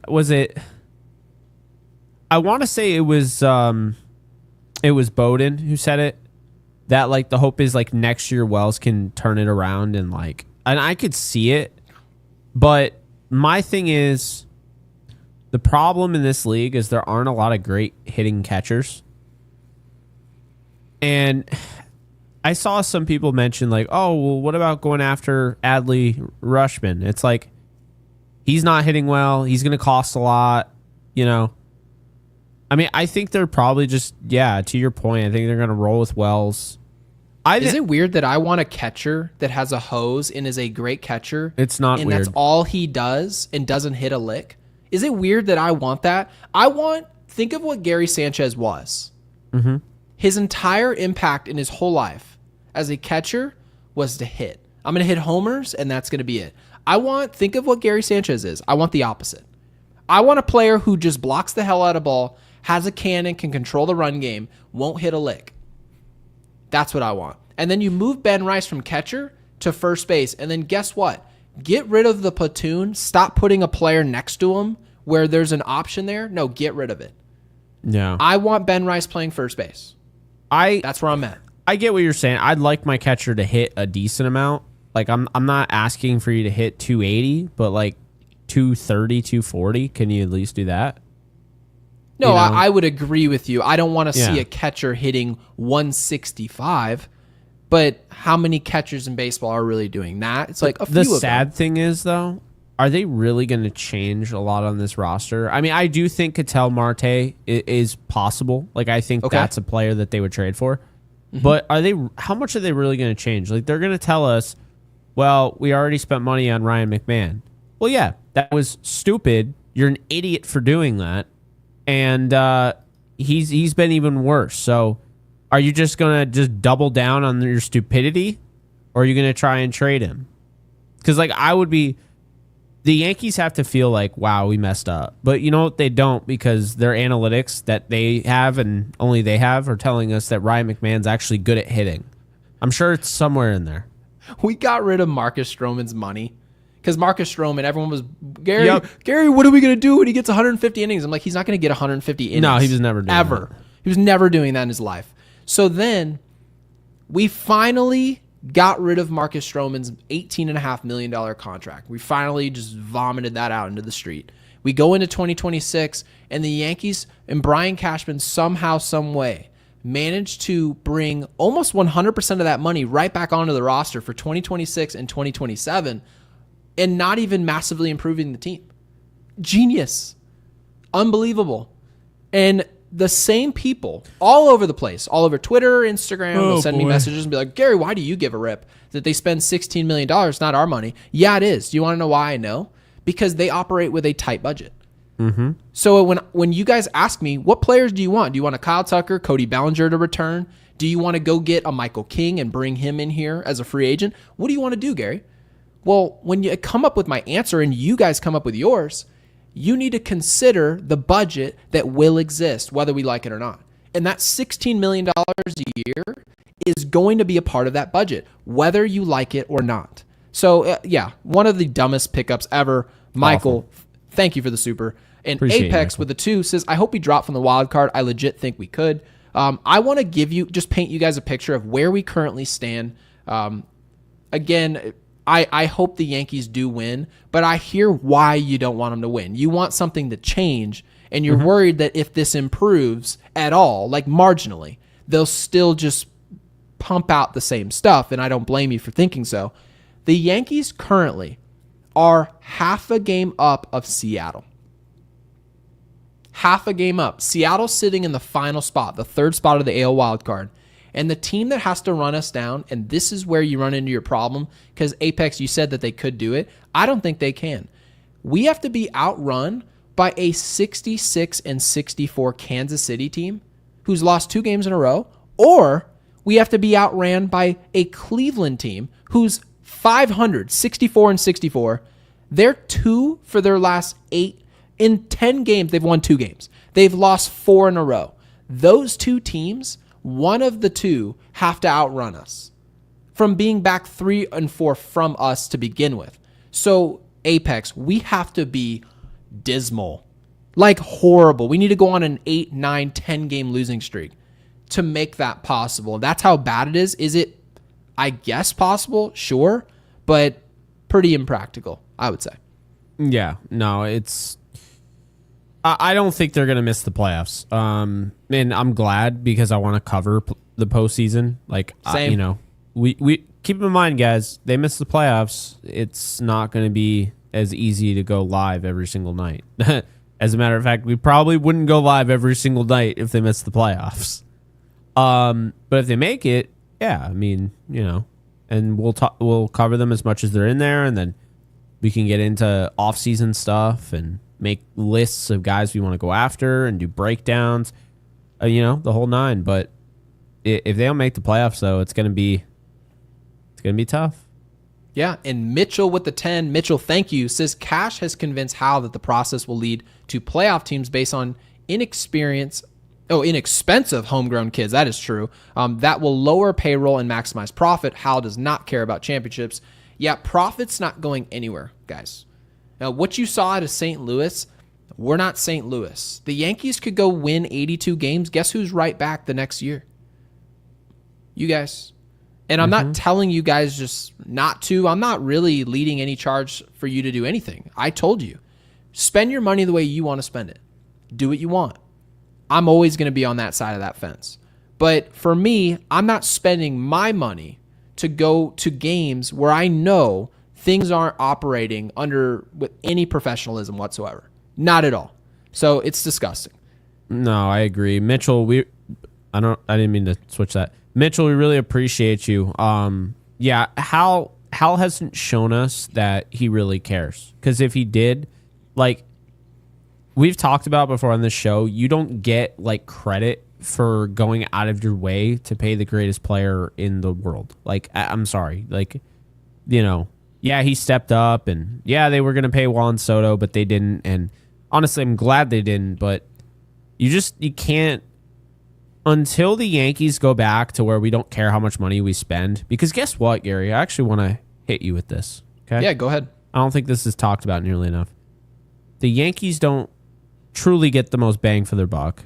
Because while you said, Cashman's good at operating in the margins, this team always ends up, because of stupid deals like Aaron Hicks and trading for a Ryan McMahon and McStrikeout and, Stroman and what have you, they end up eating like $30 to $50 million every year. And then they call that their payroll, right? Correct. It's actually fake. They're really only putting $230 to $250 million every year into a team. Meanwhile, the Dodgers don't care. They just spend whatever they need to. What if I told you, very simply put, the Dodgers are penalized as much as the Yankees are? They are. The Yankees, their pick goes down, right? But the Yankees don't spend as much as the Dodgers. Yeah, so they're already being penalized. They already have the luxury tax. They already have the competitive balance pick that they lost or whatever, right? And I disagree. Penalizing teams for spending, which keeps the league intact and bails 10 of the bad teams and the lowest teams out. I hate it, but you're stating facts. These are officially, exactly. They're doing the same thing as us. And the point being is that if you're already being penalized for these things, that makes you worse. Because it would be understandable if you're like, hey, our foundation, I wouldn't agree with it, but it'd be understandable. Now we know where you're coming from. Our foundation is built through the draft. We don't want to lose our draft picks every single year for spending money. Again, wouldn't agree with it, but at least now you have a reason. There is no reason. You're the New York Yankees. Hal just isn't a good owner. That's the reason. He doesn't understand what he's doing, and he wants to be better than his father, be different than his father. And in some respects, that could have been good. That could be the good approach. Take the things that works with George Steinbrenner and learn from the mistakes that George Steinbrenner made so you don't have to make them, right? Great idea. However, he doesn't do it that way. He doesn't do any of the things that made George Steinbrenner successful. And he's like, I don't want to be him. Well, you're not him. You're not. And it's why you're not the good or the bad of him. You're none of it. 2009 happened, and it's like, okay. And by the way, what happened in 2009, Gary? They signed 3 of the biggest free agents. We signed 3 of the biggest free agents. And they won, and right? We proceed to win for George is how we put it. That was the coverage, right? The first year at the stadium, let's go win, and we do it. And just so happens, 2010, 2011, 2012, and you fast forward all the way to 2025, we're not winning a World Series. You guys can kick rock. Going into 2026, we'll be going into 2026 World Series lists, and there's like, yeah, I love everything George did, but there's some certain things about him that weren't so patient. And if it wasn't for that other variable over here and him, really, you know what they were doing? You know what Hal actually was doing? He was spitting right in his face. Mm-hmm. He really was saying George wasn't the reason we were doing anything that we were doing. That's why. That's the reason why. No one will say it. I will. I don't care. Yeah, it's the answer. It's the answer you guys are looking for. Why doesn't Hal watch this and get pissed off? It's because he doesn't think George had that much to do with the success. He doesn't. And he'll sit there and go, oh, no, of course I did. Of course I did. Right? If he was pressed on it. No, he doesn't. Because if you thought he did, you would try to emulate the good in him and the bad in him, the impatience, the firing people willy-nilly. Some of those things, right? George's suspension, some of them bounce the Yankees' way because of the suspension, right? There is good and bad to this one person, just as all of us have good and bad. And yet, you bring it up, Jake. He didn't emulate the good. He only wanted to do things his way. And his way hasn't done anything other than print money.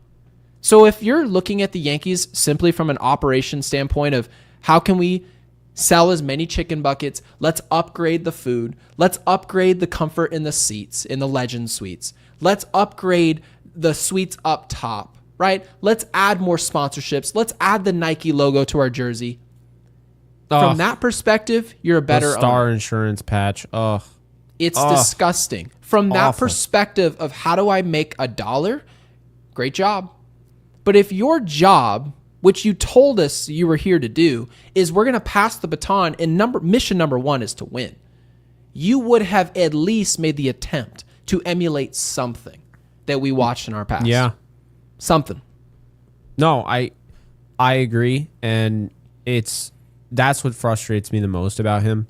And again, I still think they have enough talent to win a World Series. I don't think they have the right leader, and I think mentally they're shot and they're doomed.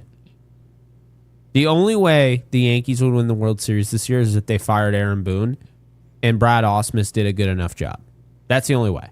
They're not winning it with Boone. They're not. It's not happening. Does not matter.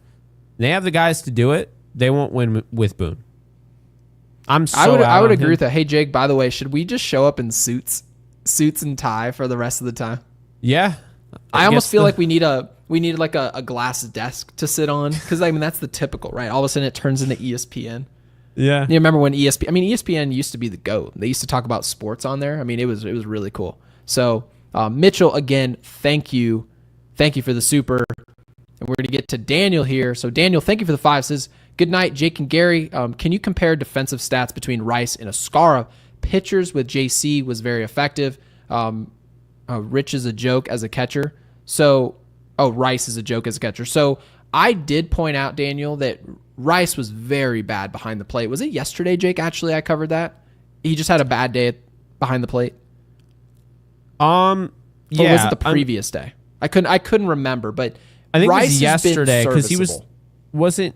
Oh, yesterday he couldn't catch anything back there. And the problem, the problem is when you do that, whether it's fair or not, umpires don't give you the call. No, because they cheat. Because they cheat. They want to see where the glove is. By the way, that's the only reason framing works. Because umpires aren't actually doing their job. They're looking at where the glove is. Isn't that funny? I thought they told us that framing doesn't work. The umpires always tell us that. Yeah, they're liars. Umpires are idiots. So. Yeah, can you even find JC Escara on Baseball Savant? I tried to, because Daniel, I'm trying to. He's like a +2, I think. Yeah, he's like a +2. Appreciate you, Daniel. Yeah, I'm just not sure. I know Ben Rice's analytics offensively are off the charts. Yeah, well, and that's the thing. You got to keep building upon that. When he's not playing, it's a lefty. I don't give two shits. I don't care. And I said this, and I don't know if I told you this, although you kind of know where I'm coming from, but I said this to my father, and I was like, do we know that Ben Rice just can't hit lefties, or are we just like that stubborn where we're not going to let him learn? We have no idea. It seems like, well, actually, we did see him take some at-bats earlier this year, right? He took some at-bats against Chris Sale, right? Spraying the ball the other way, hits, knocks. And we didn't draw a conclusion about that. No. But what we did say is, okay, his numbers aren't as good. There's no questions asked. But what are the drawbacks of platooning a player? Nobody talks about this ever on any podcast. They never talk about what happens to the player. Yeah, he's really good against right-handed pitching as Ben Rice. What happens if the lefty's pitching tomorrow and you say you're not good enough to play in that game? What happens to that player who's going to show up after a day off? Is he the same player when he shows up to the field? They just make it seem like it's all the same. Players want to know what I'm doing, and they want to play every day. They just do. I'm not saying this is like the best in the world, but I mean, he's hitting 203, not great, right? But he's got a 734 OPS against left-handed pitching. I mean, the way that they don't play him, you'd think it was a 211 OPS. How many at-bats did he take against left-handed pitching total? 79 this year. He took 79 at-bats. Could you guys imagine 79 at-bats into a season, me going, oh yeah, this player just can't do something? You would laugh at me. You would say, Gary, you're losing all credibility here. I can't listen to this podcast. And you'd be right. You can't draw a conclusion about somebody's 79 at-bats in anything. No, you can't. It's ridiculous. And that's what the Yankees chose to do. So you're asking, can Ben Rice develop against left-handed pitching? No, he actually can't. He can't because he doesn't get any reps. 0. And so that's the situation we're in. So Daniel, thank you for the super. And Guy with the 5 says, absurd stat, Volpe out of 88 players, I can't wait to read this, with 1,500 at-bats, he is dead last in average, last in ops, last on base, and 87th in weighted runs created, plus how many ahead of him got cut. So, Guy, thank you for bringing these numbers to the table. We really appreciate it. And again, thank you for becoming a diamond level member. We really appreciate that. I want to say one thing. Batting average matters. I don't care what ESPN, MLB Network, and I love some of these channels. I do. Don't tell me batting average doesn't matter. Don't tell me batting average with runners in scoring position doesn't matter. If you are last in the league in batting average, you're not a good hitter. And if you are, you better be hitting 65 home runs. You better have Barry Bonds power. If you're going to hit 200, I better see 50 plus home runs and great defense. But I don't. So these numbers tell you we've seen enough. The Yankees want you to believe they've seen enough from Ben Rice against left-handed pitching to believe he cannot do something. We can't watch him do it any longer. Hit against a lefty. Garrett Crochet, you got to sit down. Can't watch an at-bat. Meanwhile, Guy can go out there and retrieve a stat that we watch 1,500 plus at-bats. Can't draw a single conclusion about this player. Can't do it, Jake. They refuse to look at reality for what it is. Anthony Volpe is not a league average player. He is those numbers right there. That's who he is. Yeah. That's who he is, Guy. We really appreciate I love a good stat drop. I'm normally the one doing it. Gary's doing it. So when we get the audience and you're dropping a super, so you're providing us with double because you're essentially investing in our channel, and then you're giving us a talking point. So we really do appreciate that. That is awesome. I mean, I wish the stat didn't exist. I wish Anthony Volpe was a good player. I didn't want this to happen, but he's not, and I don't think that's ever going to change. The Rowdy Rattel, thank you for the 5. Rice has a winner's mentality, protects him at all costs, but knowing the gaggle of backdoor truffle stuffing morons running the team, he'll be traded.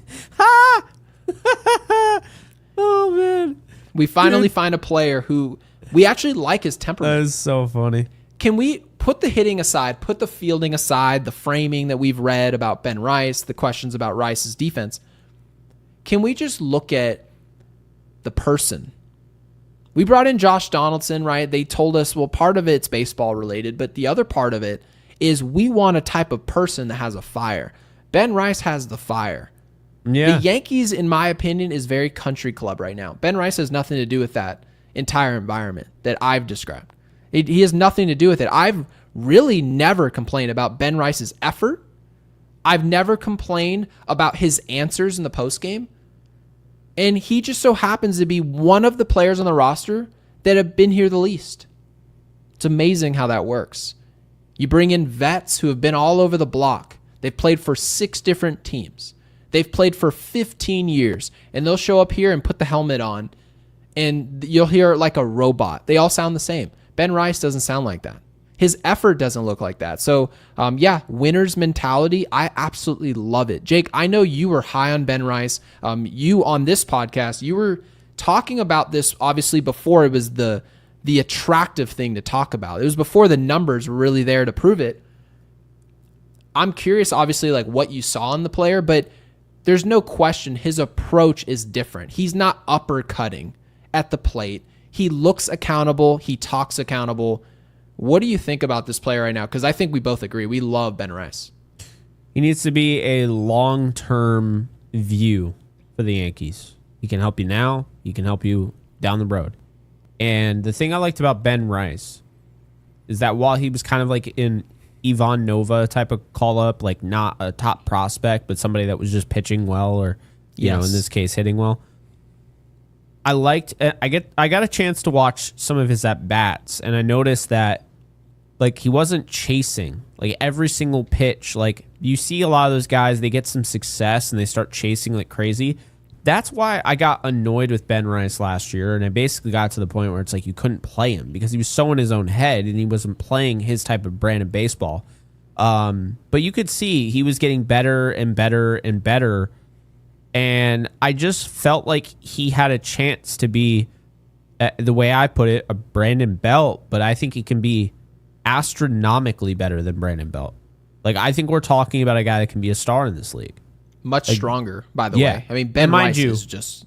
Remember, star, superstar. Superstar, Aaron Judge, right?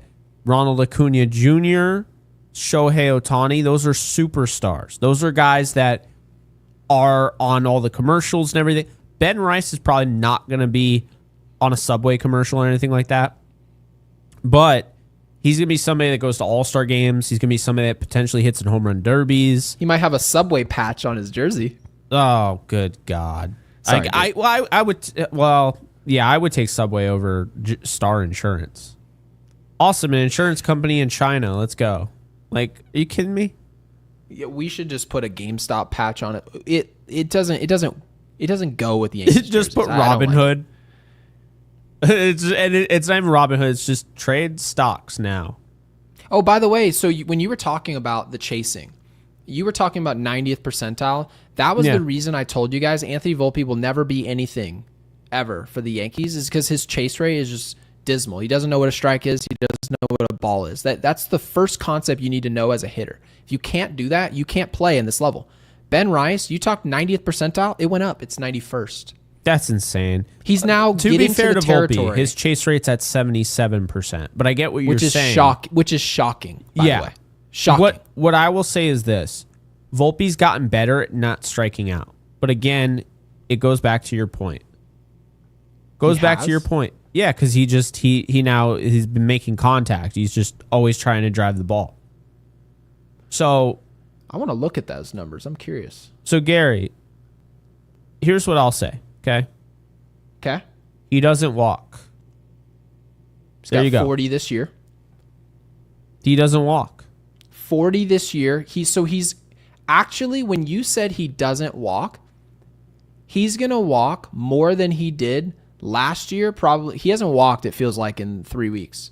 But he walked 52 times his rookie year, 42 times last year, and he's walked 40 times this year. He's struck out 121 times. He's probably going to strike out around 150, 160 times. What shortstop in the game more does in that? a month than Volpe walks in his entire season, 162 games. Yeah, to be fair, you walk a lot.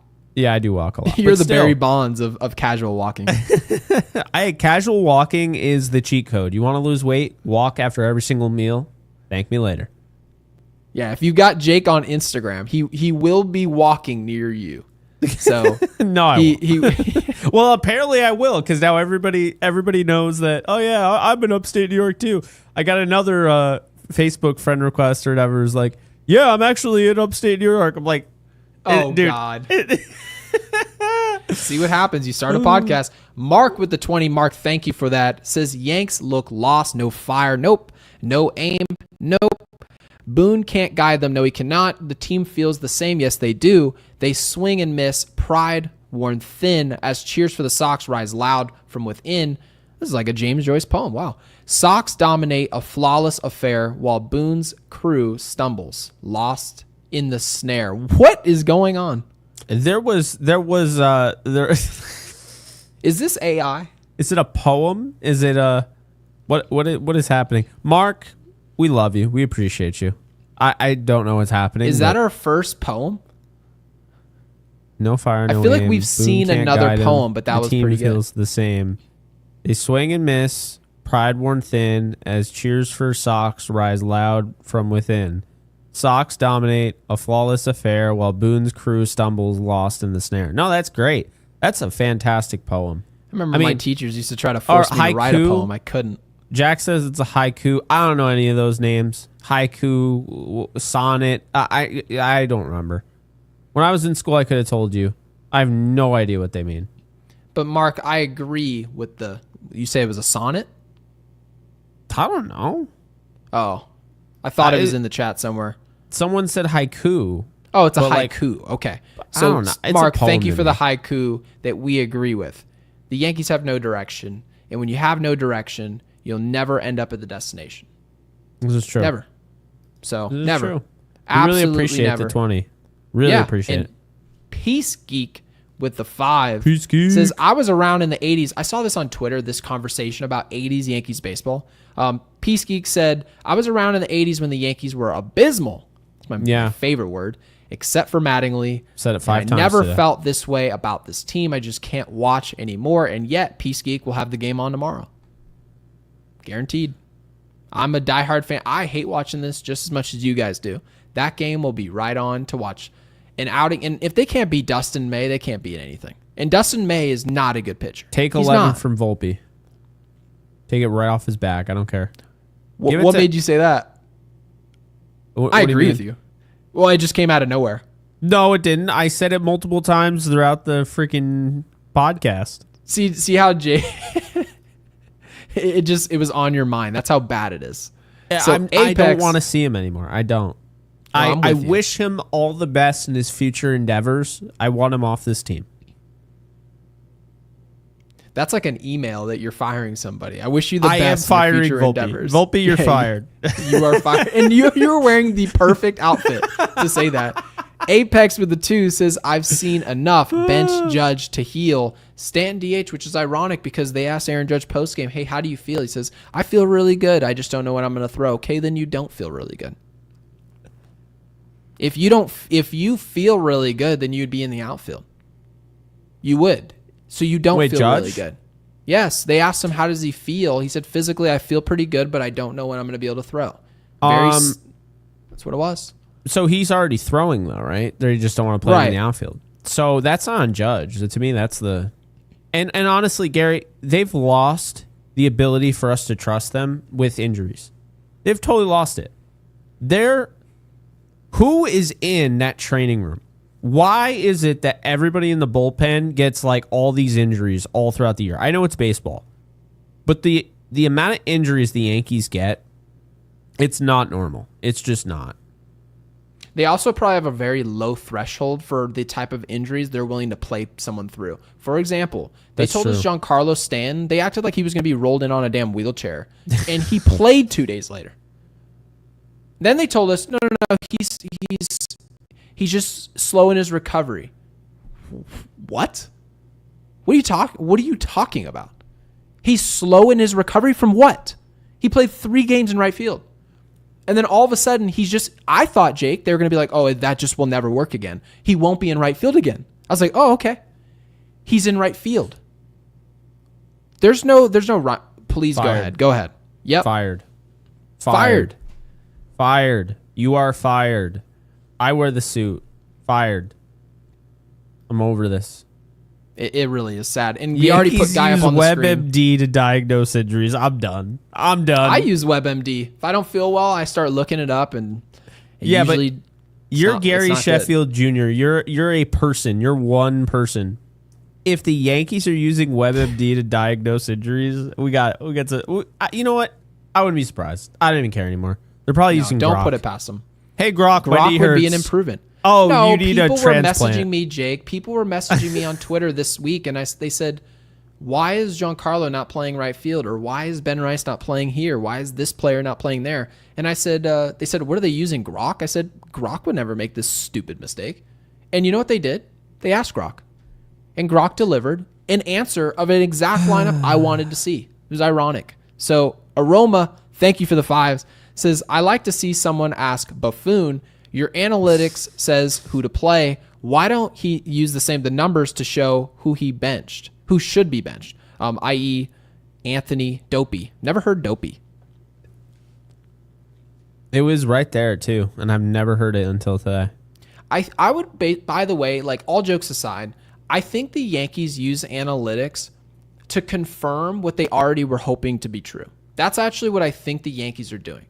I think when the Yankees look at Anthony Volpe, they already know they're married to this situation. We've turned down too many players. We didn't make all of these trades because of him, right? We didn't sign all these free agents because of him. Which analytic is it that we can have behind closed doors that will affirm what we want to believe? And that's why I think Anthony Volpe, it's not Grok. Grok will tell you Volpe shouldn't play at all. I promise you. No, I know. Look it up. I'll ask him right now. Let's ask our friend Grok. Actually, what should the Yankees do with Anthony Volpe? Will Grok answer right this second? Oh, you're using the Grok section. It will. Yeah. Beautiful. Let's see. They're breaking down the mentioned Caballero. Shouldn't take AI long to figure this out. All right. Strategic options continue starting Volpe at shortstop, option Volpe to AAA for a reset, give Volpe occasional rest days, explore a positional change, trade, or move on. I am so fascinated to see. Nope, Grok, you're fired. What did it say? Recommend strategy. The Yankees should continue starting Anthony Volpe at shortstop, but incorporate occasional rest days. No, he shouldn't. All right, long-term They don't even do that. Jake, they don't even do that last part. They don't play him and incorporate off days. Aaron Boone was asked yesterday. He said, hey, have you thought about getting Anthony Volpe on the bench? And you know what he said? He said, yeah, I've thought about it, but Crochet's on the mound tomorrow, so it's not going to be that day. Yeah, what? What are you talking agree. about? Ninja says fire Grok. I think Grok has been pretty good, but Grok is getting fired tonight after that. Fire Grok. Fire him. I love how I'm saying him. Completely agree. It's just Grok. We have no idea what that is. Whoever Grok is. And Jersey Girl with the 2 says prediction. 99 retires without a ring. Sorry to say. Well, the only way that you can predict if 99 is going to win a ring is A, he starts playing better baseball in games that matter consistently, because all-time greats eventually have to get to that point. We had this conversation with A-Rod, obviously not on our podcast, because this pod didn't exist in 08, 09. But you've got to play better baseball in the clutch. When everyone's nervous, you need to rise to the occasion. Not easy to do. Not easy, but it's your job. You're paid a lot of money to do that. Now, the only way that we can predict that this team, with honestly any authority, is going to win something that matters is if they prove they can win games in the regular season that matter. They can win divisional games. We're getting ravaged by the AL East this year. Destroyed. Yeah, it's brutal. You guys have to have better leadership. That means a better manager. You have to have a more efficient general manager. When former players just comfortably come out and dunk all over your entire organization, maybe They're not doing it just for clicks. Has it ever dawned on you that majority of these players are already good financially? They don't need the clicks on a podcast. They don't need the traction. Maybe they're saying it because they actually believe that. Maybe. Yeah. Yeah, maybe, right? I don't know how to feel. I feel like the Yankees have everything at their disposal where if they want to win a World Series, they can. And if Aaron Boone isn't good enough, which he's not, they can easily go out and be like, we're the freaking New York Yankees. Everyone. Dude, there are managers right now that you think would never leave their situation. And if the Yankees became available, they're interviewing for that job. I've seen a lot of Kevin Cash, by the way. A lot. I would be all over Kevin Cash because here's the thing about Kevin Cash. He's a very analytically driven dude. So understand this. You have to play both sides. Mm-hmm. Would he be my first choice? No, I want Mattingly. I want Showalter, whatever. But we have to be realistic here. Kevin Cash is realistic because they're still going to want an analytical guy. The thing is, Kevin Cash is able to marry analytics and actually have feel. It's why the Rays win games that they don't belong in. It's why the Rays... Didn't Kevin Cash pull Blake Snell in that playoff game? Was it him? I believe so, yeah. Yep. I know. I'm trying my best. I know. But... Oh, I wish I didn't say it. But I do like Kevin Cash. I think Cash... He's going to get us to work harder. You can admit that. I mean, I kind of like... I'm not going to lie. I like Toronto's guy. I don't even know how good he is. I just see the way they play for him. Oh, Schneider? Yeah. Yeah. Well, I mean, you watch how he played. I mean, look at the game they just beat us last. The game-winning play was a fly ball out to the warning track. It looked like Dominguez was trying to catch a kite out in the outfield. He catches the ball. George Springer and Vladimir Guerrero Jr., not two players you would ever think about in terms of base running. They tag up from first and second base. They both score on a hit. Very next pitch. That's how you win big games.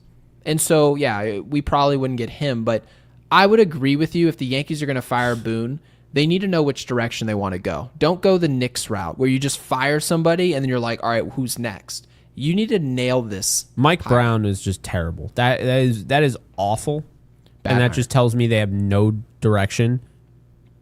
That would be like if the Yankees fired Boone and then just hired Brad Ausmus without even knowing how good he is. Actually, no interview, just sign him to an extension.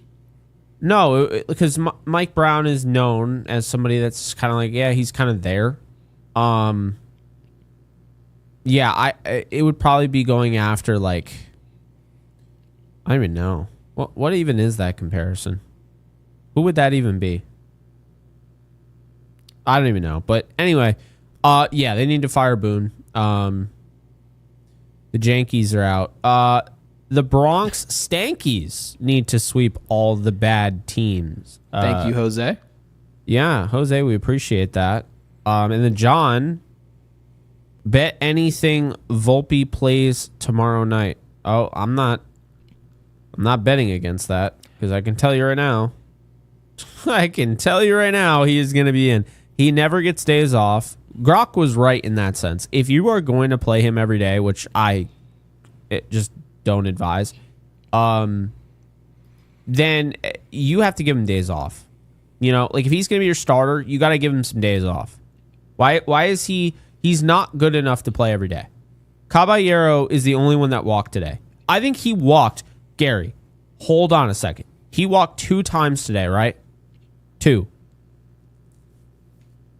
Anthony Volpe has 4 walks the whole month. Caballero walked twice today. Yep. That's what we're talking about. And look, is Caballero as powerful of a hitter as Volpe? No. But that's the problem when you only focus on power and home runs because that's that's the cool stat, right? Caballero is just as important, if not more important, than Volpe on this team. And I just I look at this guy who they traded for, and they clearly found something in him. And it's like, I just don't understand why it's like pulling teeth between him and Rosario. Rosario hits all the time. You know, Rosario's hitting 289, by the way. And it's like a pain in the ass to try to bring him on. Like, with the Yankees, like Rosario's, like, do people realize, and I understand, very small sample size. Dude's only had 11 at-bats. He has 6 hits. He's hitting 545. People are calling Anthony Volpe the Iron Horse.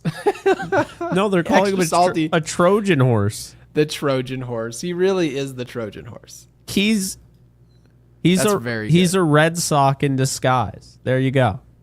Good Lord, man. Good Lord. Yeah. And so, Apex at the buzzer here. Apex with Yeah. the 2 says Boone and Volpe caught in a Coldplay concert. Yeah. Yep. It's the way. I don't have words at this point. Yeah, I know. But I'm going to say this, and Apex, thank you for the super.